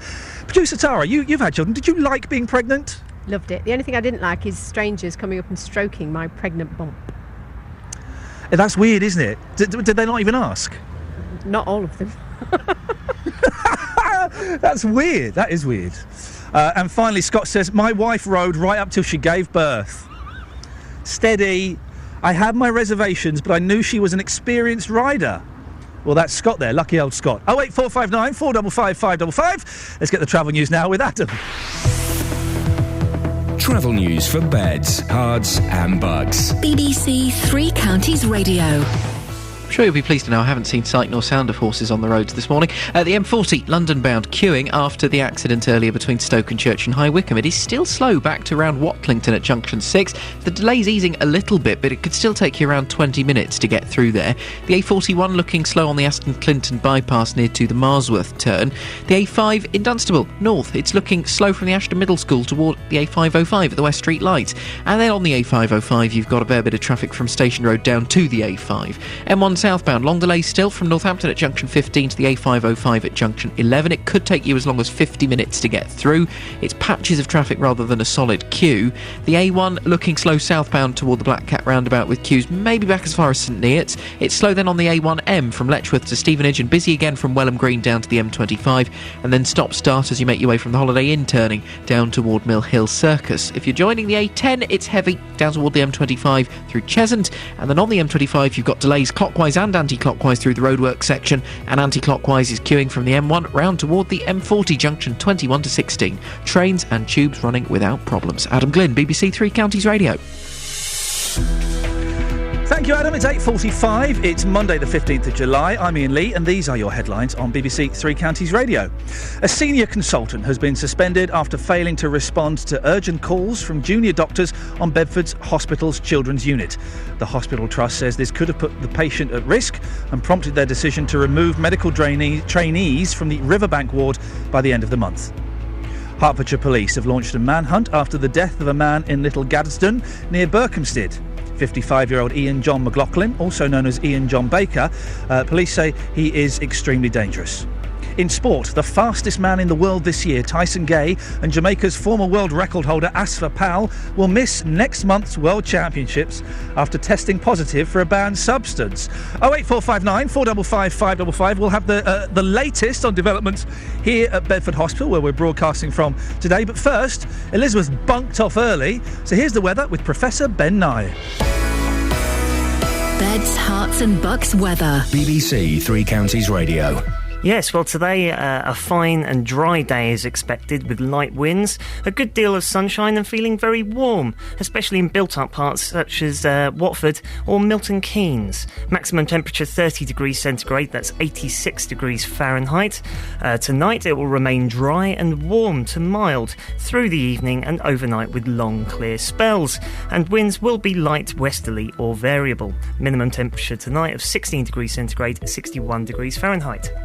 Into Tuesday, another generally dry and sunny day. We'll see a little cloud at times and again very warm or hot. Maximum temperatures tomorrow 31 degrees centigrade, 88 degrees Fahrenheit. And moving into the rest of the week, from Wednesday through to Friday, largely dry with good spells of sunshine and variable cloud. An insulated shower is possible on Wednesday and Thursday, but the very warm and hot conditions continue.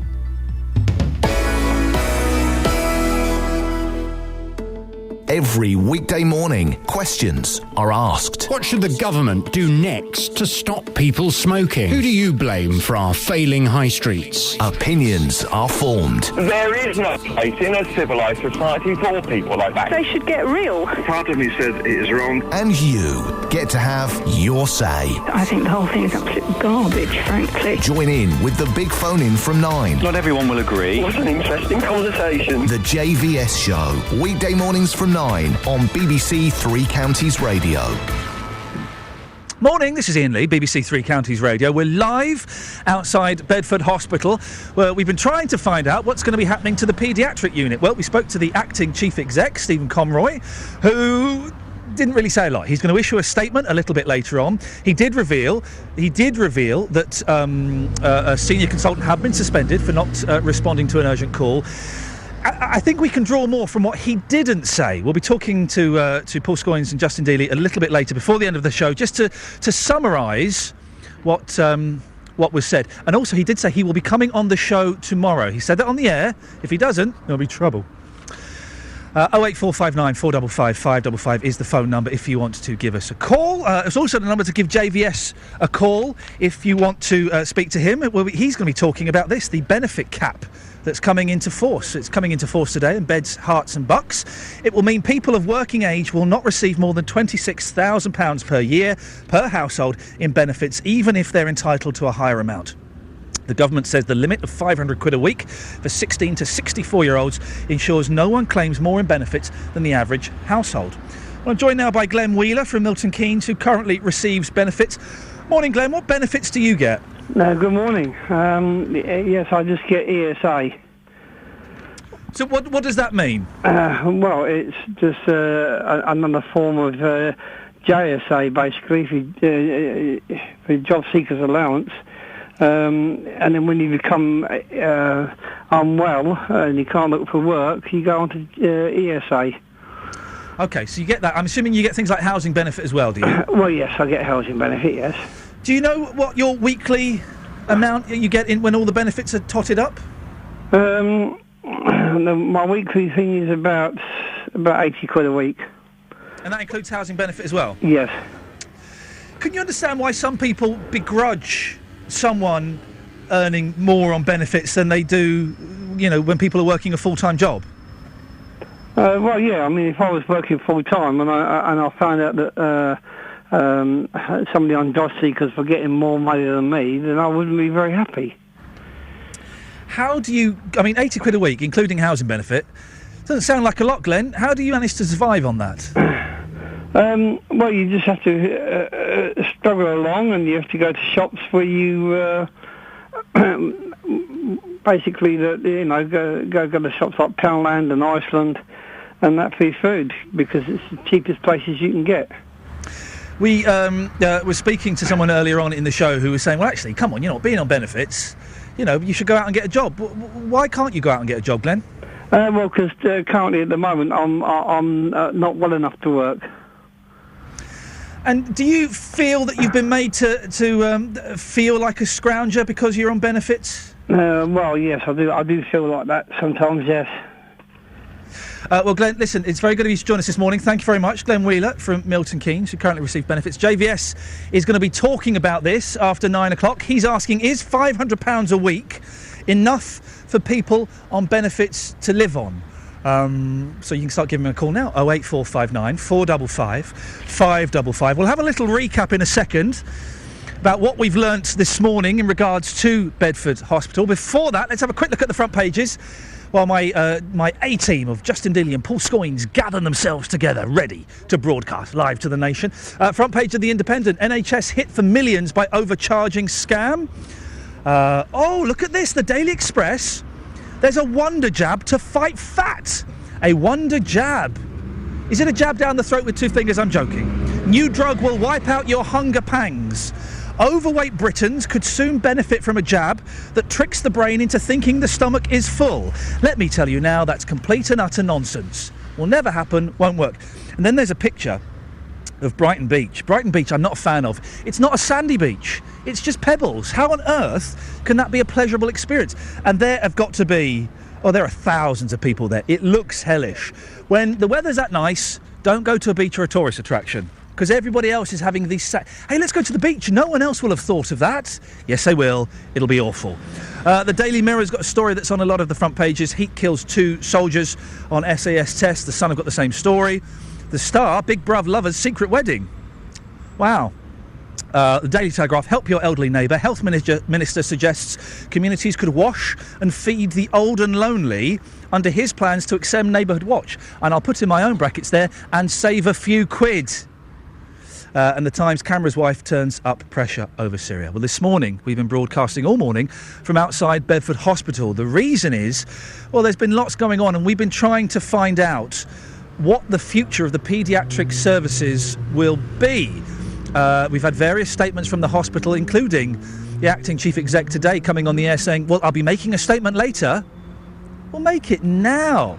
He will be making a statement later, and he has promised us he will be on the show tomorrow. Let's just remind ourselves exactly of what's been going on. Paul, very briefly, why are we here? What have we learnt in the past week or so that's brought us here today? Well, I suppose, in short, that the future of this paediatric unit at Bedford Hospital is in the balance, and it remains in the balance. We have learnt in the last week that there were concerns raised by junior doctors that there were not enough consultants to supervise them, and as a result of that, in some cases, cases there have been at least one serious incident, potentially involving the death of a child, although there are...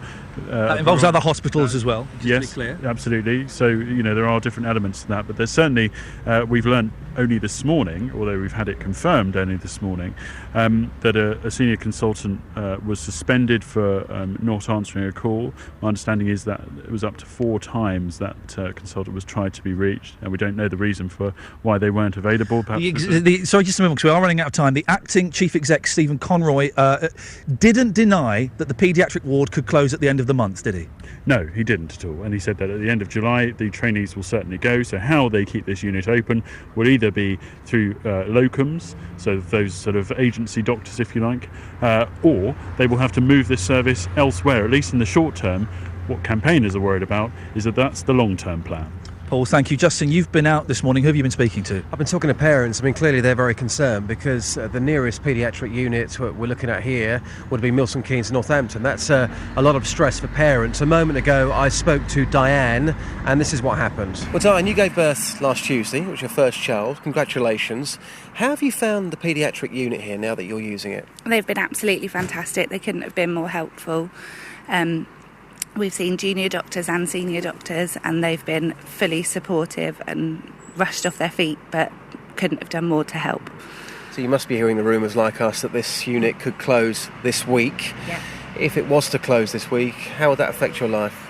It would be, when you're in a panic situation, when you've got a poorly child, to have to travel so much further to Milton Keynes or Northampton would raise pressure and stress levels much more significantly than we've experienced coming to Bedford.